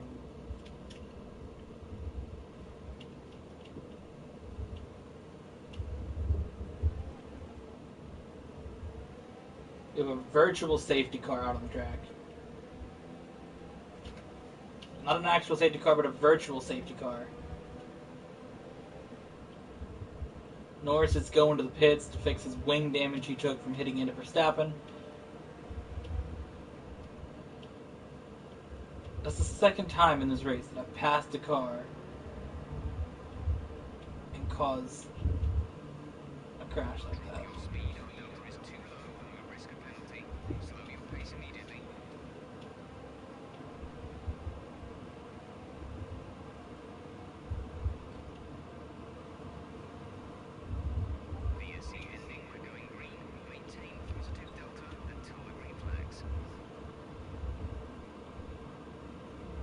Oh, god damn it.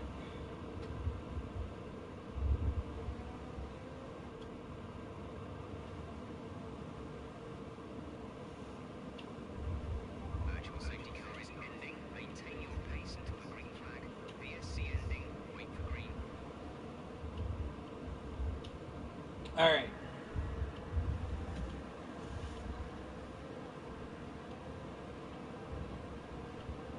Get back up to speed here.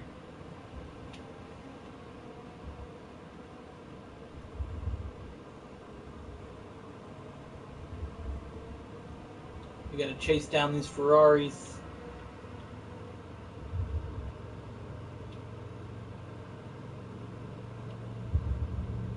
These first three cars are pretty far ahead. Let's turn up that fuel engine mode a little bit. 4.3 seconds ahead, they said.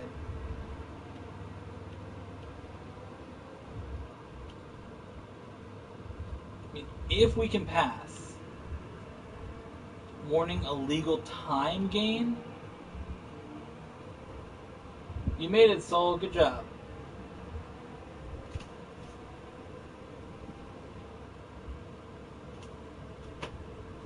What the hell does that mean? So you're really struggling right now.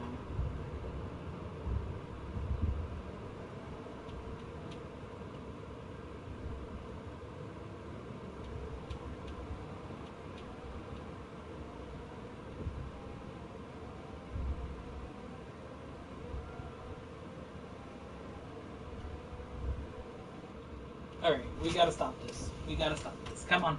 Out. I let Soul come in, and I had the door open a little bit, and then Bodhi's trying to get in. I know she'll get all annoyed if he gets in here.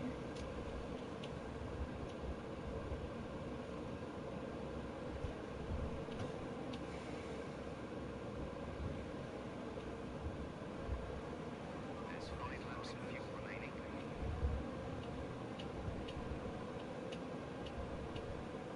I really don't know what an illegal time game is, though.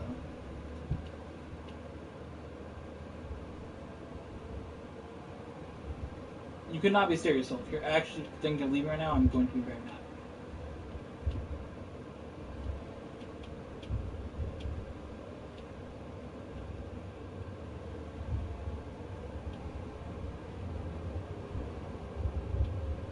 Alright, so 4.8. We don't have enough time here to catch these leaders.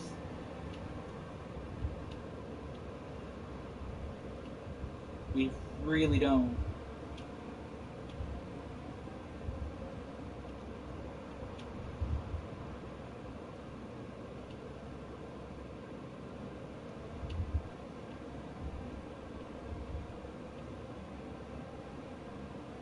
Gap to teammate ahead is 7.2 seconds. 7.2 seconds ahead or behind the leaders, basically. 7.2 seconds from the lead.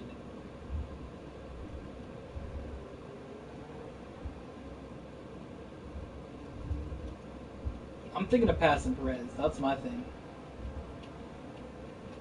Alright, Soul. Good job. You want to leave. You just came in here and you're being annoying. Go.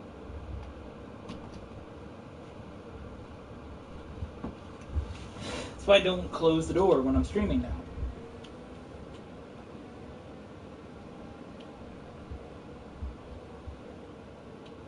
Alright, so 5.9 seconds.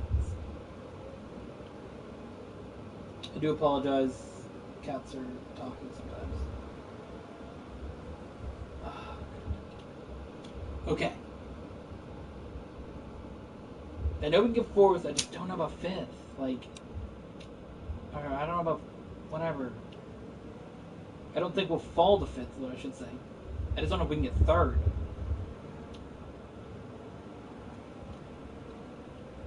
I had to let off the gas, which is going to hurt my exit.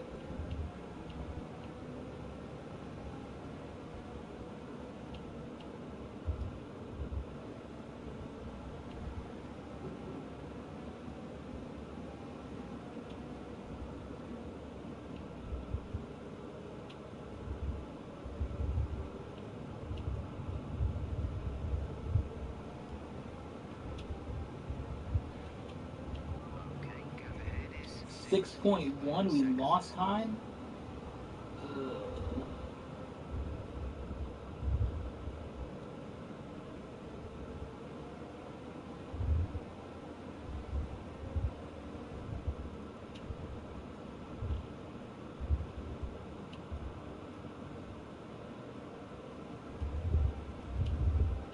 There's 3 laps of fuel remaining.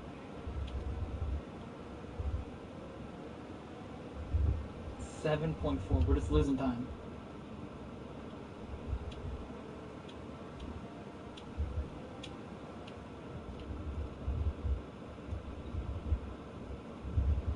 We're gonna back down the fuel mode, because here's the thing.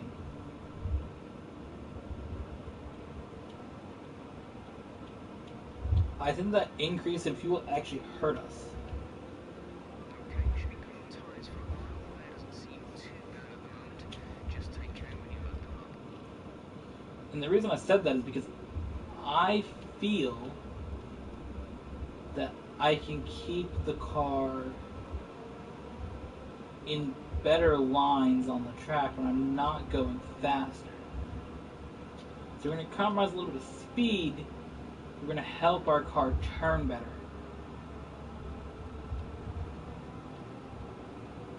Because what's going to happen is if we run at a higher fuel mode, we can't, stay on the track as well. We're going to slide off a little more. We're going to have to brake earlier than we already are. Where now we drop it down, but we can actually stay where we want to be going. Because look at that, we already gained a lot of time on it. That was at 8.3, we're down to 7.2. But we hurt ourselves there for a couple laps.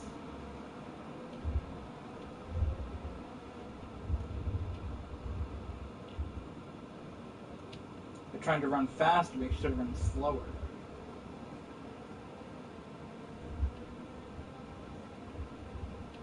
Counter car in front is 7.7 seconds. We need a monster lap here. Shouldn't say we should have a monster lap because it's a Red Bull, but you know what I mean. We need a Red Bull lap here.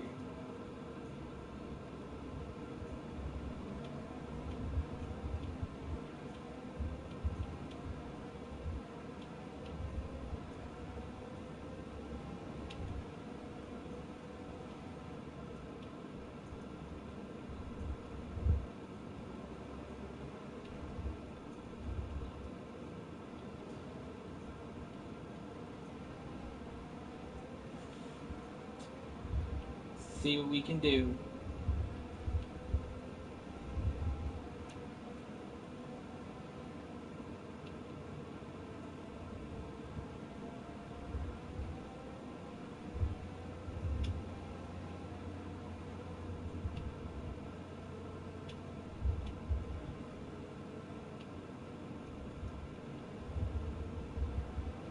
We have 2 laps of fuel remaining.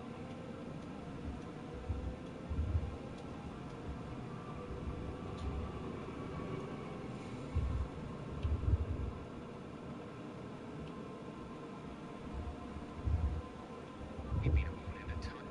God, really? That's a fucking time penalty? That shit's obnoxious. Honestly.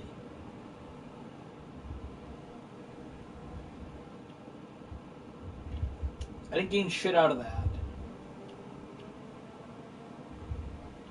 You've been Fuck it. awarded a I'll take the time penalty. I don't really care this anymore. incident. It's obnoxious. My car fucking goes there. What am I supposed to do? Wet fucking conditions. My car just slides. What do you want? This is your final lap of the race. So damn ridiculous. You're losing a small amount of time to the car behind. Keep pushing.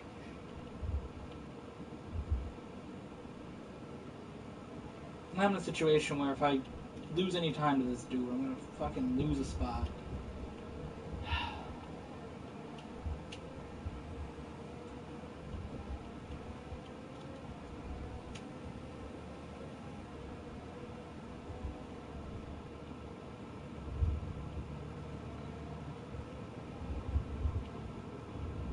So frustrated. If this race wasn't in wet conditions, I could have probably won this race. The way that I drove to the field in the rain.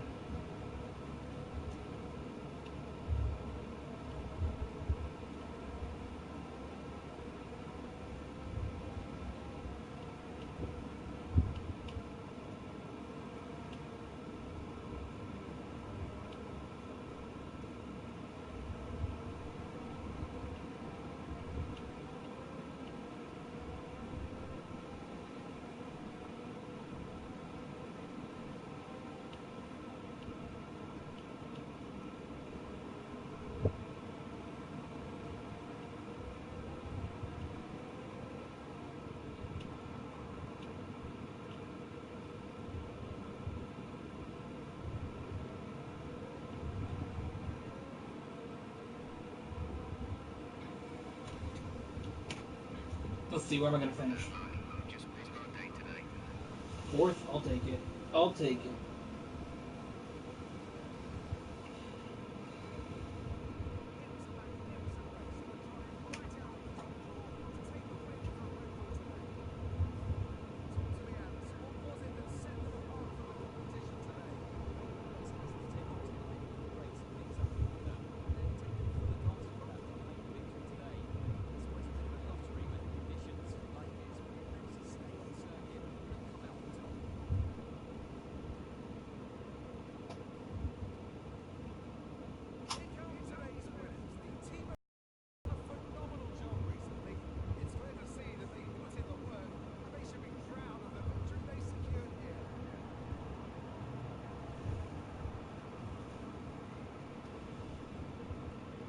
I really think I could have been up on that damn podium.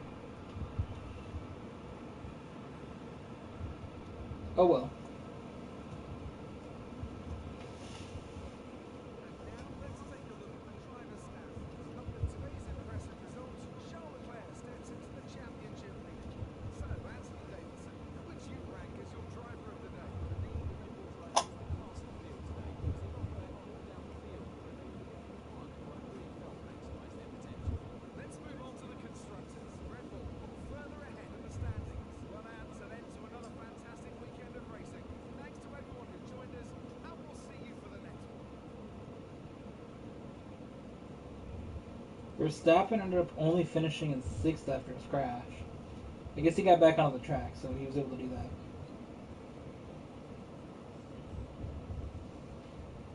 I did have an impact on these drivers being down here. Webber's the one that I hit. He hit into Gasly, and then of course Lando Norris I also did hit, but he was able to. Well, I didn't hit Norris. I hit Verstappen around, and Norris hit into him. Somehow, he was able to come back up into 13th.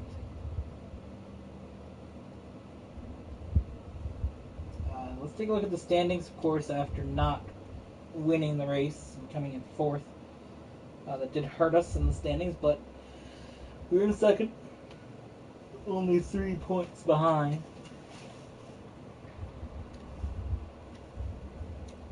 It's been a back and forth battle this season for sure.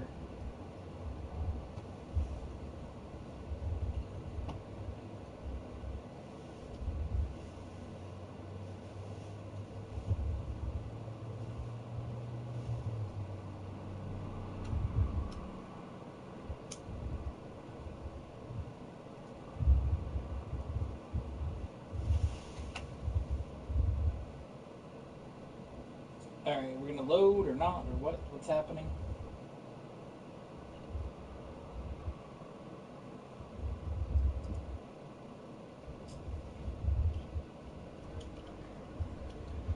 Alright, so we ended up finishing in 4th, which will... Wow, we got destroyed. Oh my god. Perez beat him in the rivalry now? Well, this race helped him. Oh my god. I got a penalty, which hurt. Yeah, but Perez, oh my god. I've been way ahead of him the whole time. I was at least like 3 or 4 ahead of him, because now he's ahead of by 1. And Leclerc, but he cooked as well. Look at that.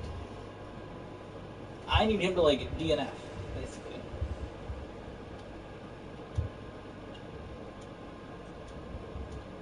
Gotta score 40 driver points. Oh, I didn't succeed. Damn it.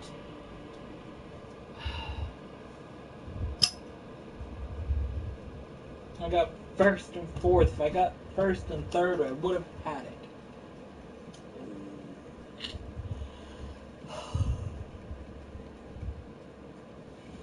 Well, that absolutely sucked.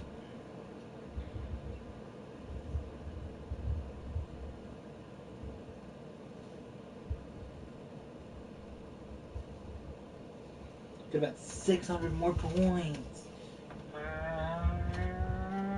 Alright. We're going to Germany. I am excited. The Hockenheim ring. What's the weather looking like? Weekend preview. Oh, you're not going to show me what the weather is? Shut up then. I don't want to hear from you. Actually, I'll see what the weather is after this bit here. Germany. Great track to race at. Best Formula 1 race I've ever watched. Will not be on the calendar next year. We have Vietnam and the Netherlands, though.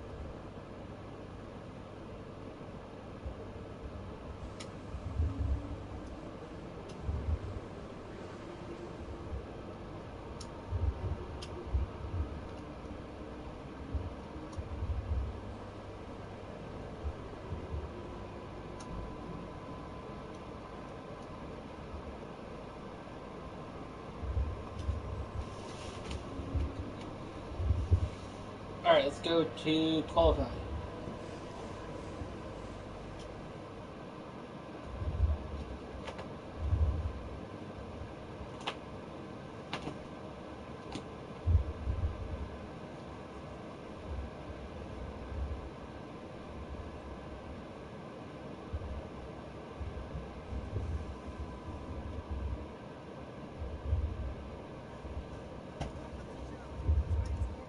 I was reading the thing with the Italian Grand Prix continuing. It's more rain. I didn't check the weather too, goddamn. The Italian Grand Prix is going to continue for 5 more years at least.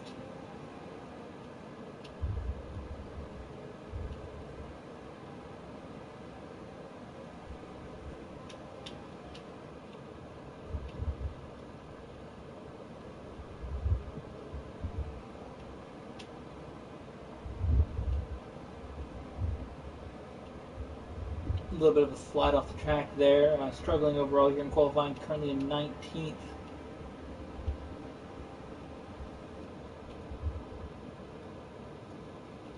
Hard on the brakes into this turn. You get another struggle in qualifying. And we just continue these issues in the rain. This time here in Germany. I don't know if they fixed the issue with the cars being a lot slower than the AI in the rain, but I know that I'm struggling in the rain either way.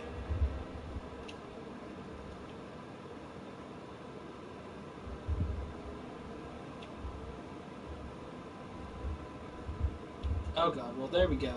Just what we needed.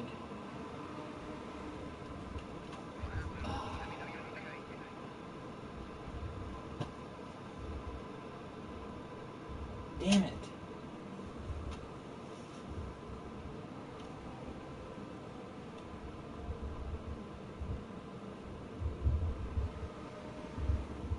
I'll just take it, whatever. So essentially what happened here, so I'm going along, hit the curb, slide into the grass, keep it going.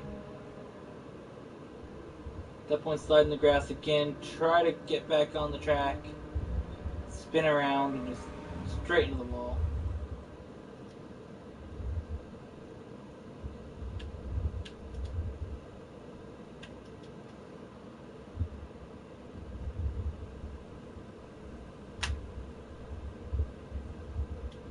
Second poor result in qualifying in a row. Let's review our top 3 today.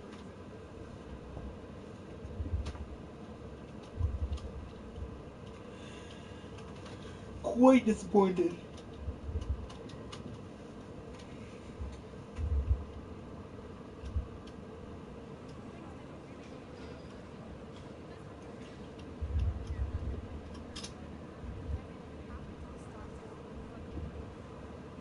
I don't care.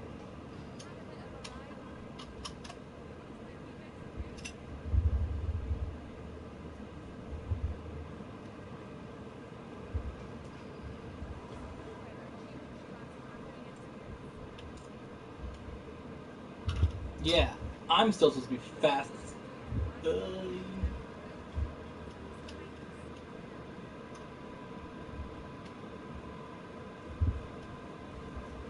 Well, I mean, we don't have anything to develop. What are we going to develop? Dummy. Think I'm going to develop durability. Lol. Well, my car breaks anyways. Lol.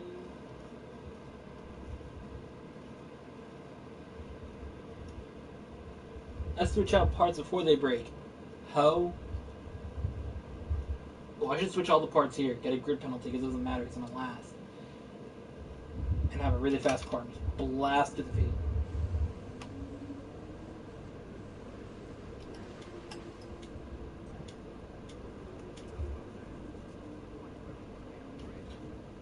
Just rain to start the race. Okay.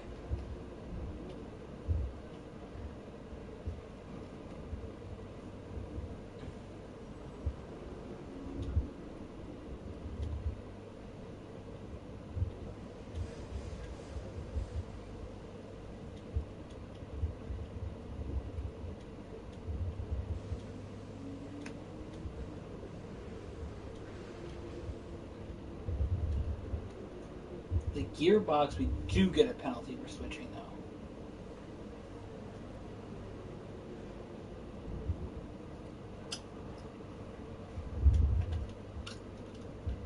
though. Okay.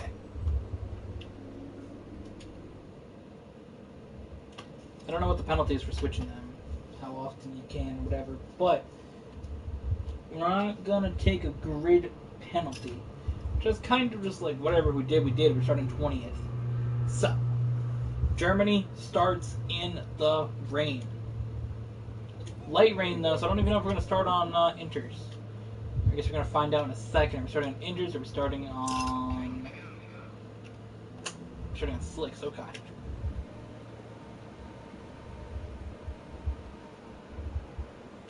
Kind of looking forward to starting on inters and having a pit, but whatever. Holy shit. Let's see if we can get past here on the outside. Okay, you need to get that position back. That was an illegal move. You were right. Engine off. Engine off. Okay. How was it a bad overtake? I mean,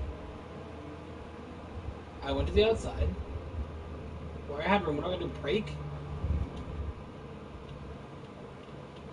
And I could always go down the inside here then.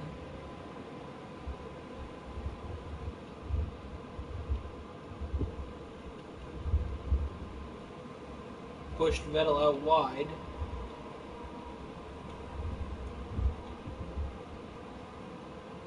Be careful on the front wing. You've taken some minor damage. I'm not going to let you stay ahead of me for long, dummy. Oh god.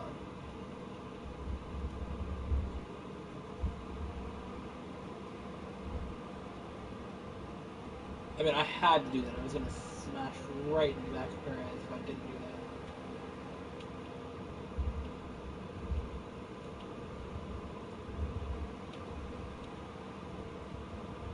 that. Overall, I thought that was a brilliant move. Okay, take it easy on the car. We can't sustain this level of damage. We're going to have to.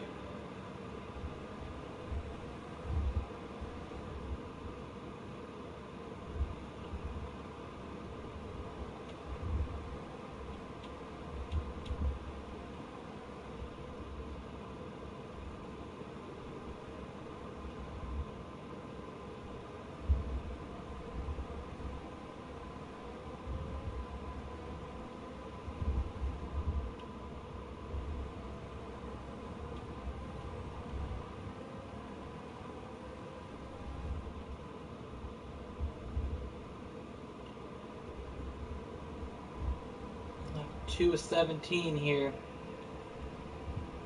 Made our way up to 5th with some brilliant passes, some slight damage, and an overall fast car.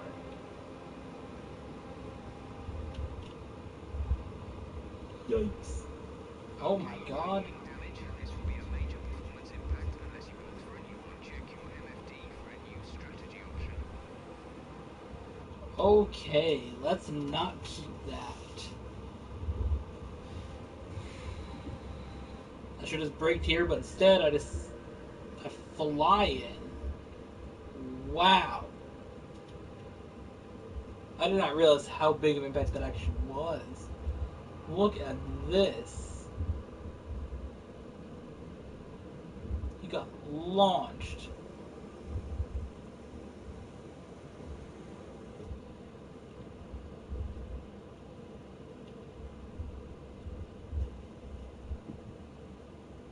And that has killed the front tire on impact.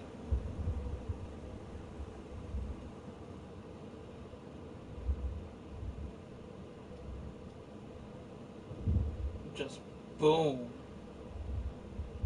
His car was like online a little bit.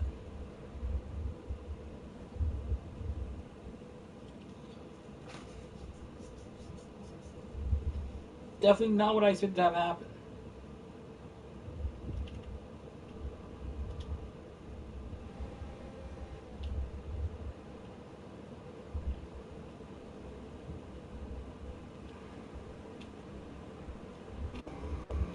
I just carried so much speed in that turn and lost everything again. No, you're not getting by me. Absolutely not. A new strategy is available from the MFT. Wow. This just became an absolute mess. So, we come to my incident here, sliding on the grass. And I'm like, alright, well, we're gonna fix it. And I'm like, I'm not gonna let somebody else go by me. So number 69, number 63. I'm like, what the hell? So I push him there, slam heavy into the wall. And as I come here, I just get sent more to the wall, which absolutely just kills my car, kills my run. What I want to know is how this didn't absolutely ruin the front of my, like, the front tire. How did it live that impact?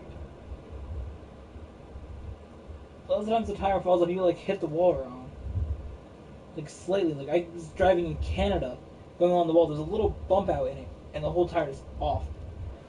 This here though, I slammed into it with the tire, and the car's still going.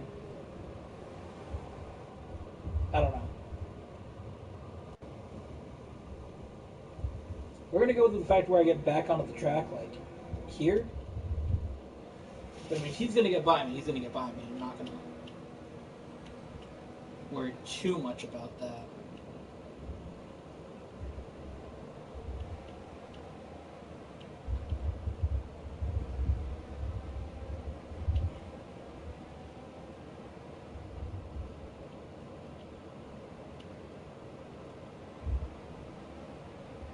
Slight contact there once again. Another hit with Vettel, which we just had to stick with, and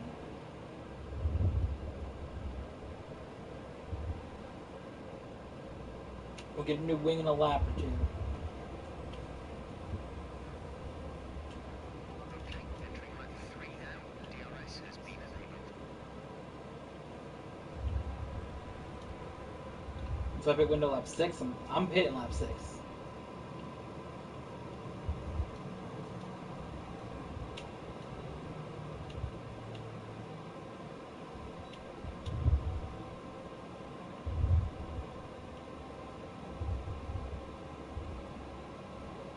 Hi, Bodie. Yikes, yikes, yikes, yikes, yikes. Damage to your wing. Damage to your wing. We suggest fast to change it. Check your MFT for a new strategy option. Damn it. Are you okay? That was a big one. Confirm you're okay, please. Alright. A new strategy is available from the MFT. Got that confirmed.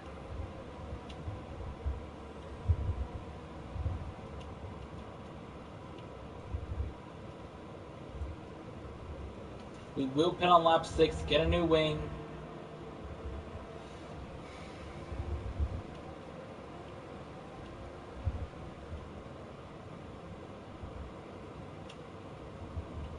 Hopefully we can drive through the field in that time. I mean, we're pin on lap 3 instead of 6, yeah. So hopefully we can just get through the field with what we got.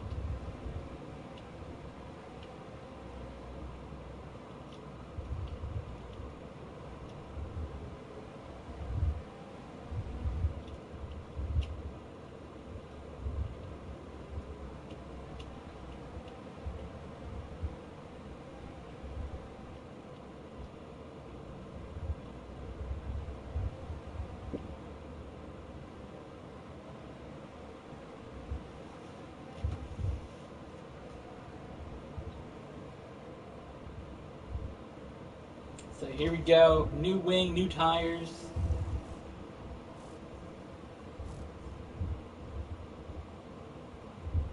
Go now.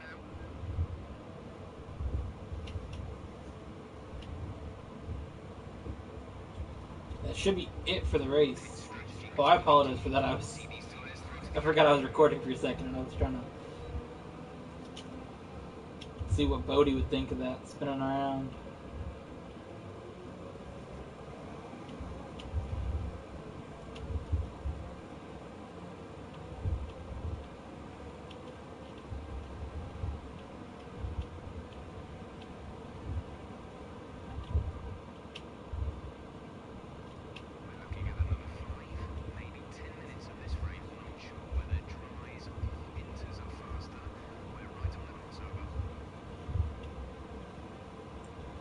See, if we switched to inters, we would have had a problem having to pit again when the rain does go away. So we're just gonna survive with what we got.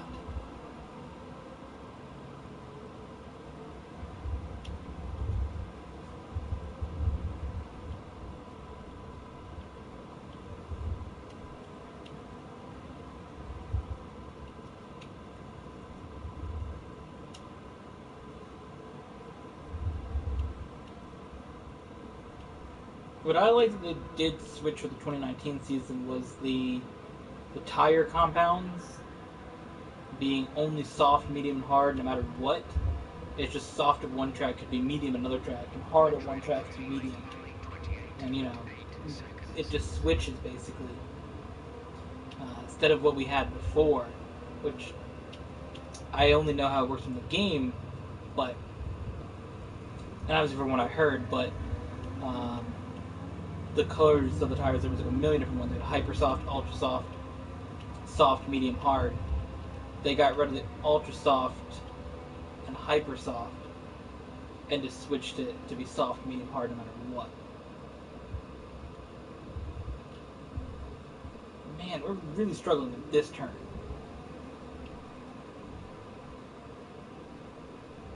Like, it's an absolute struggle. Bodie, it's a fan. Come on.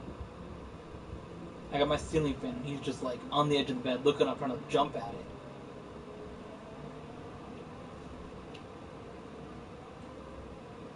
This cat's insane. Look for Vlog Week in 2 weeks. You guys can see Bodie for the first time on camera. I never showed him off in a YouTube video, so. Bodie is crazy.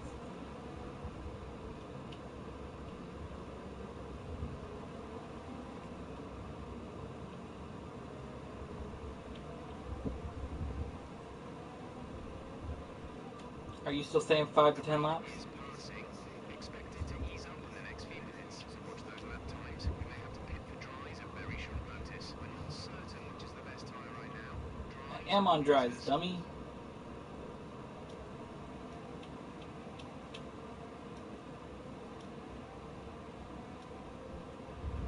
Nice thing is if, well, everybody's on softs, so it's not going to matter. It'll be a normal race. But I was going to say, if everybody's on inters, they're all going to dash the pits all over to be here, but not really the case. Working my way through the field did have a toll on the car, and that's really what caused us to come back here. It did have a toll on the front wing. But we'll see what happens in a couple minutes when everybody pits and the track starts to dry out.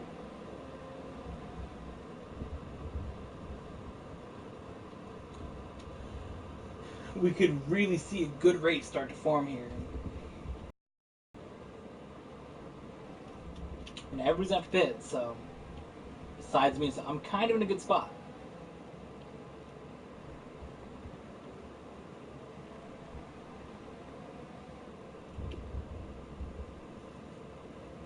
We already have a driver in the pits. We'll see how many drivers I can get past.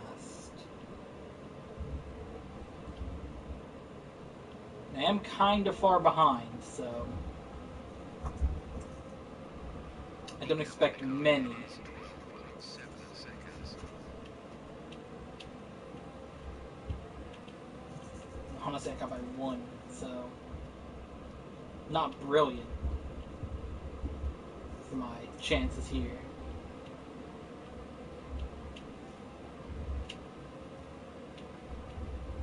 One of my statistically best tracks without many wins is Germany. I've won here only once, but most of the time it's second, third, or fourth that I've gotten here. So to be in a spot where we are in last, struggling, is not normal.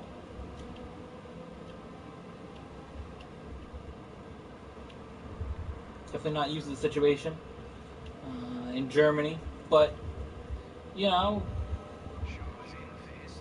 we really made a mistake by crashing. and something we got to make up in the race, and something that I think we can't. Looking at it, we got 10 laps and everybody's pitting. Track is starting to get dry though. Looks like the rain is mostly gone. So this is where it's going to matter. Got the next couple laps to really make our way through the field.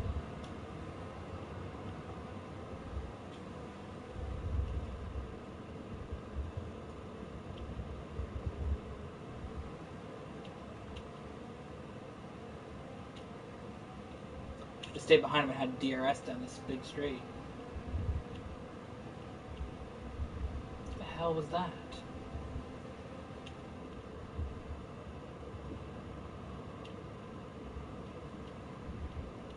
So here's my question. Does everybody pit? Is that a thing? Every driver's pit? No. We still have a couple that have not. Wait, is somebody on softs twice? Sainz and Hamilton are on softs twice, so they're going to have to pit again.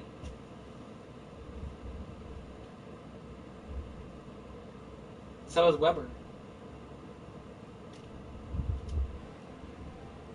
What?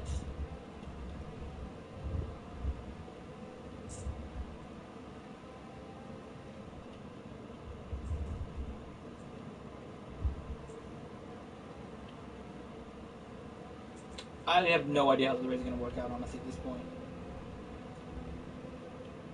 This thing's been wild, so we'll see how everything cycles through. Who's going to pit where, who's going to come out with the lead, and who isn't, and everything.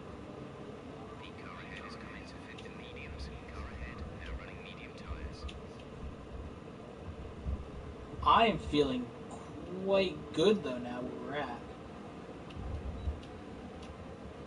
Honestly, the car's picking up speed. We're really fast now. We made a pass on Pierre Gasly. We got a bunch of cars in front of us that we can pass.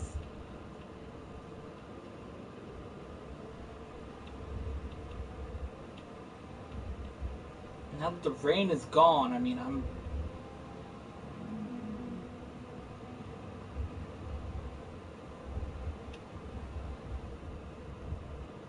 feel we got a group of cars we can clearly pass up here.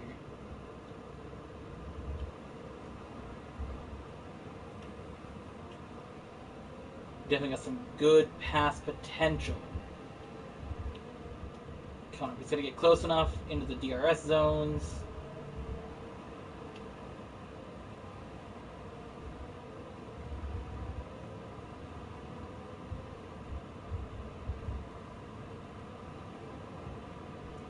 We can get by. Things are looking up.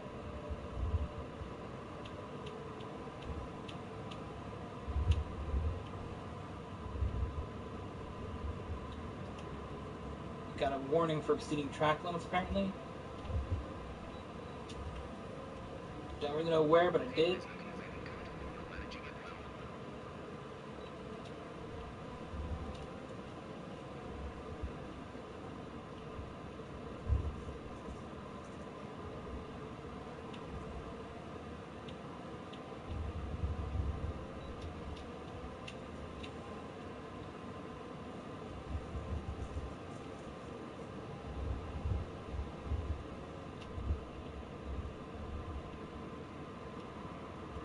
Alright, here we go. We can make our way back up through a majority of these cars. I really feel like we can. Some information on it. Look, they're slowing down. It seems like there's some kind of problem with their car. The car seems to be doing pretty well. Now that we're on the dry, like, honestly, this thing is... race is coming to me. Okay, we did damage the car slightly there, so we're gonna not keep that.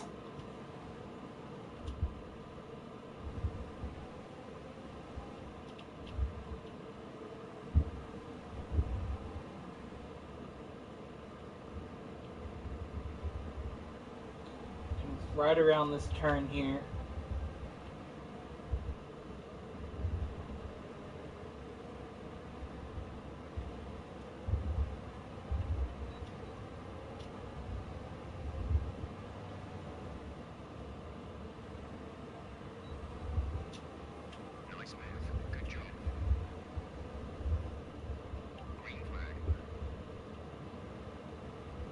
Alright, now we gotta get by Perez.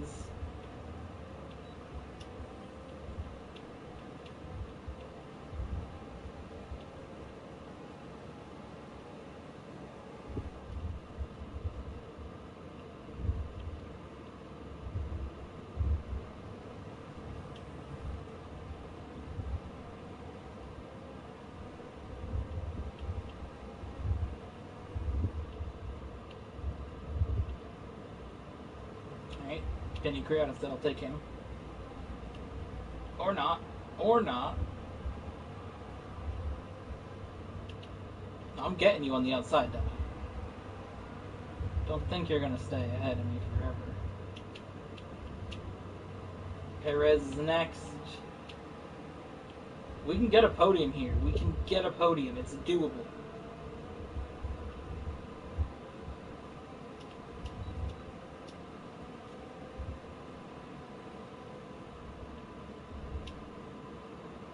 Be careful with the front wing. As I spin and crash.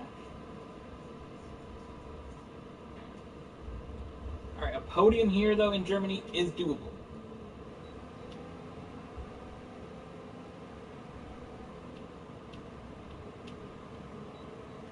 I feel confident about it.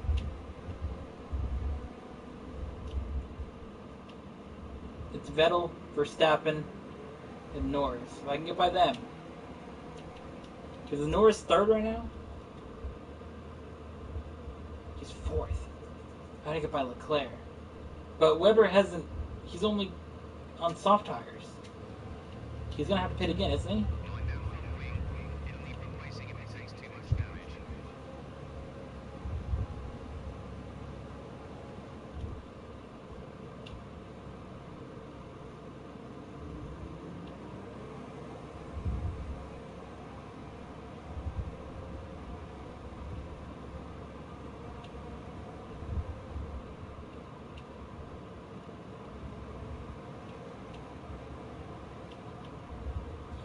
Alright, well, let's see what we can do.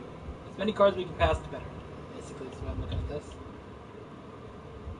Yes, he's in the pits, so...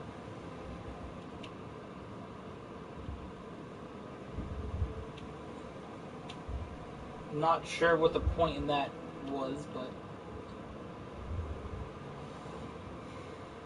Yeah.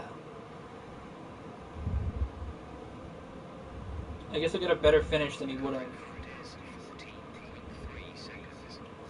Out it, because now he'll be...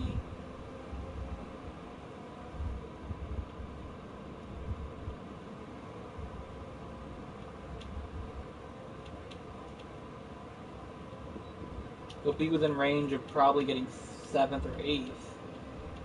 I'll already get by him. I wouldn't be surprised if Vettel did well, but...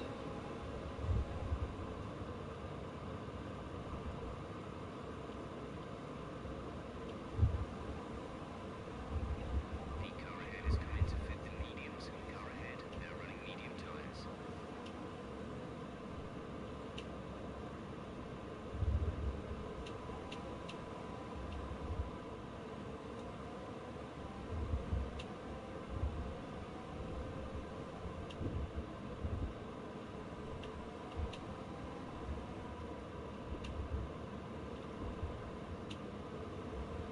I don't think that Leclerc and Butler are beatable, but at this point in the race, I don't think I'll be able to get by them. Okay, clear. But I definitely feel like I can get by Verstappen and Norris up here. Like, it's definitely doable.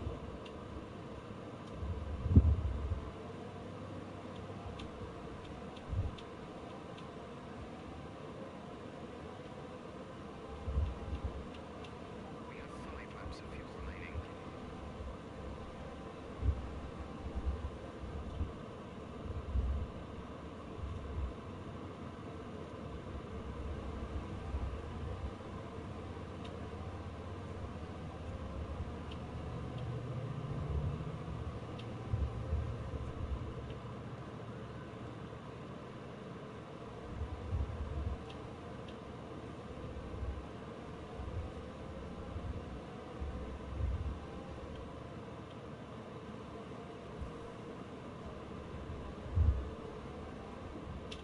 No, no, no. We're not doing this. We're not doing this.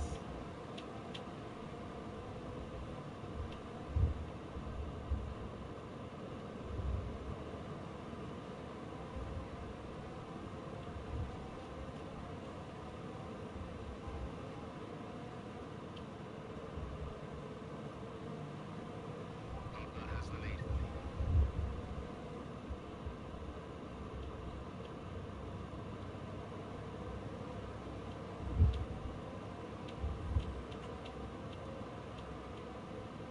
In fifth. Come on, we can get this.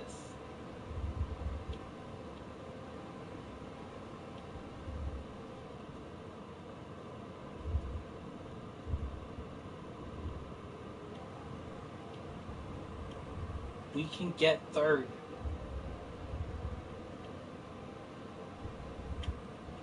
Definitely missing part of that front wing is not helping me, but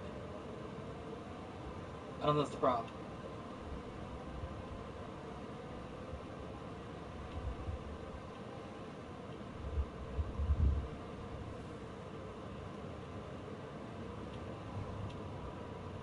Something like that did hurt us, but only slightly. Definitely was not as bad as it could have been. So, how far behind are we now? Green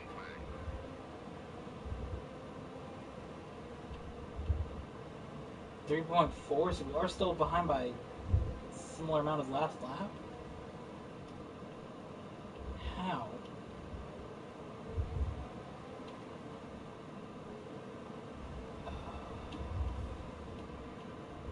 God damn it.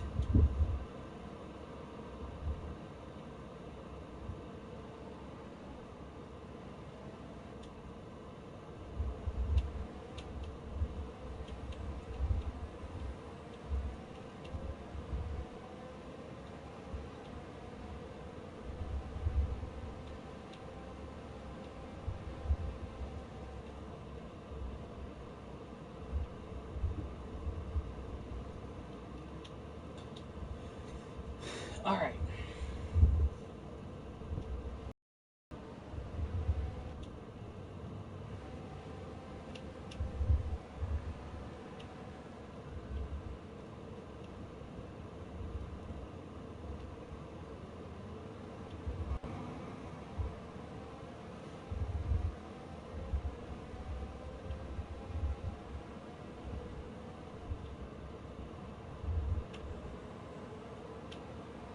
Can you move, dummy?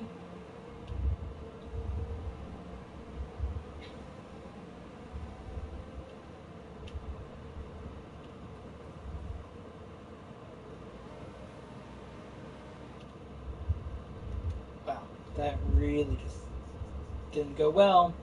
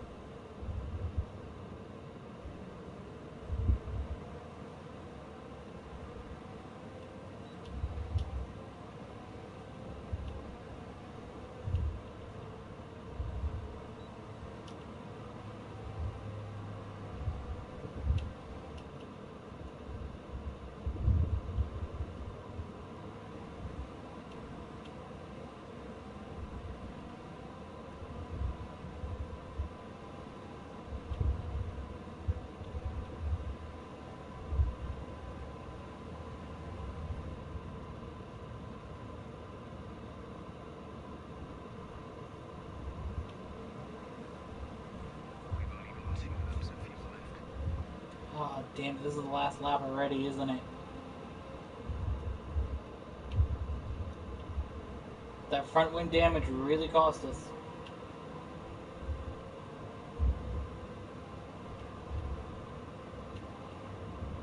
It's gonna be our worst finish in Germany ever.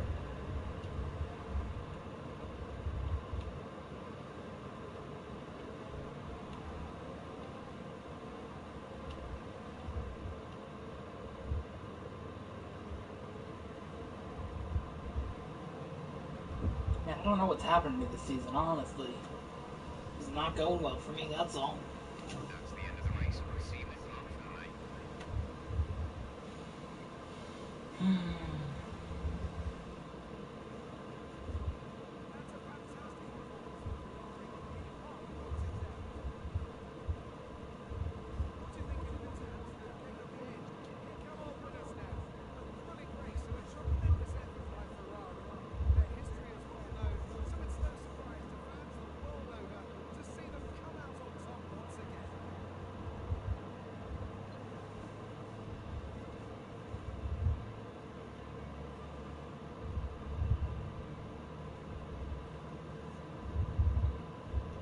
It's literally the same three teams now.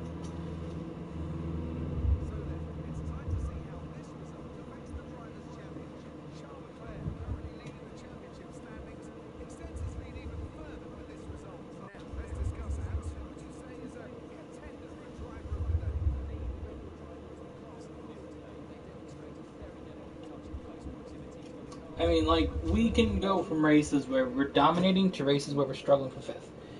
So,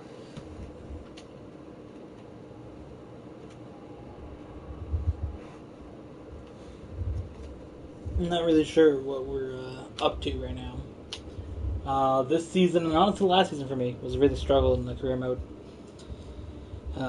At certain points, it definitely did not come as easy as it came in Season 5, Season 4.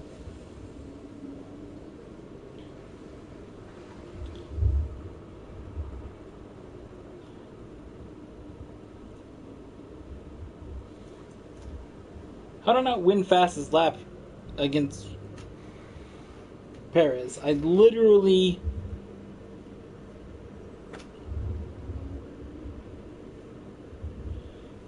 What?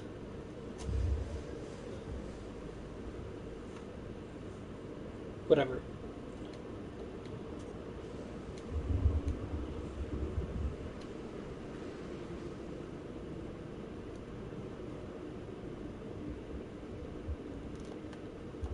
Dude said, you screwed up. I did. I struggled on the track. Yeah, I mean, this season, look at that. It's absolutely terrible on my standards. Race finishes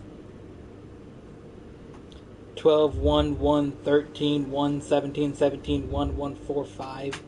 We go to Hungary, which I will not be streaming. I'm going to stop after right now. After I discuss this, we'll stop, basically. But yeah, we're going to go to Hungary, Belgium, Italy. I got to just try to win those races, get myself back into it, and see where we can go from there. I mean, this is my worst finish at Germany ever.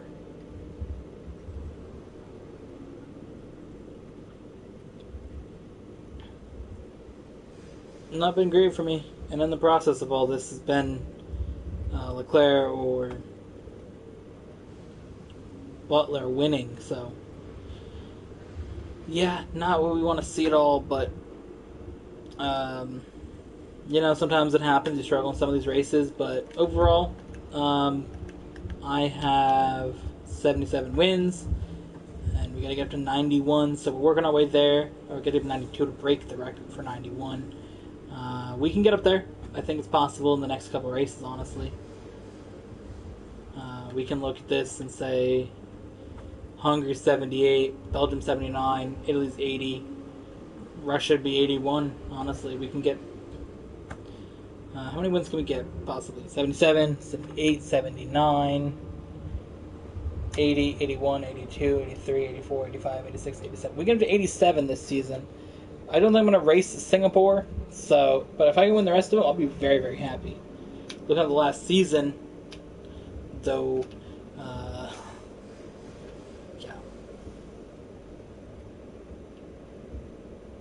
I don't want to try in Singapore. I don't really like the street courses that much, so we'll probably skip that one.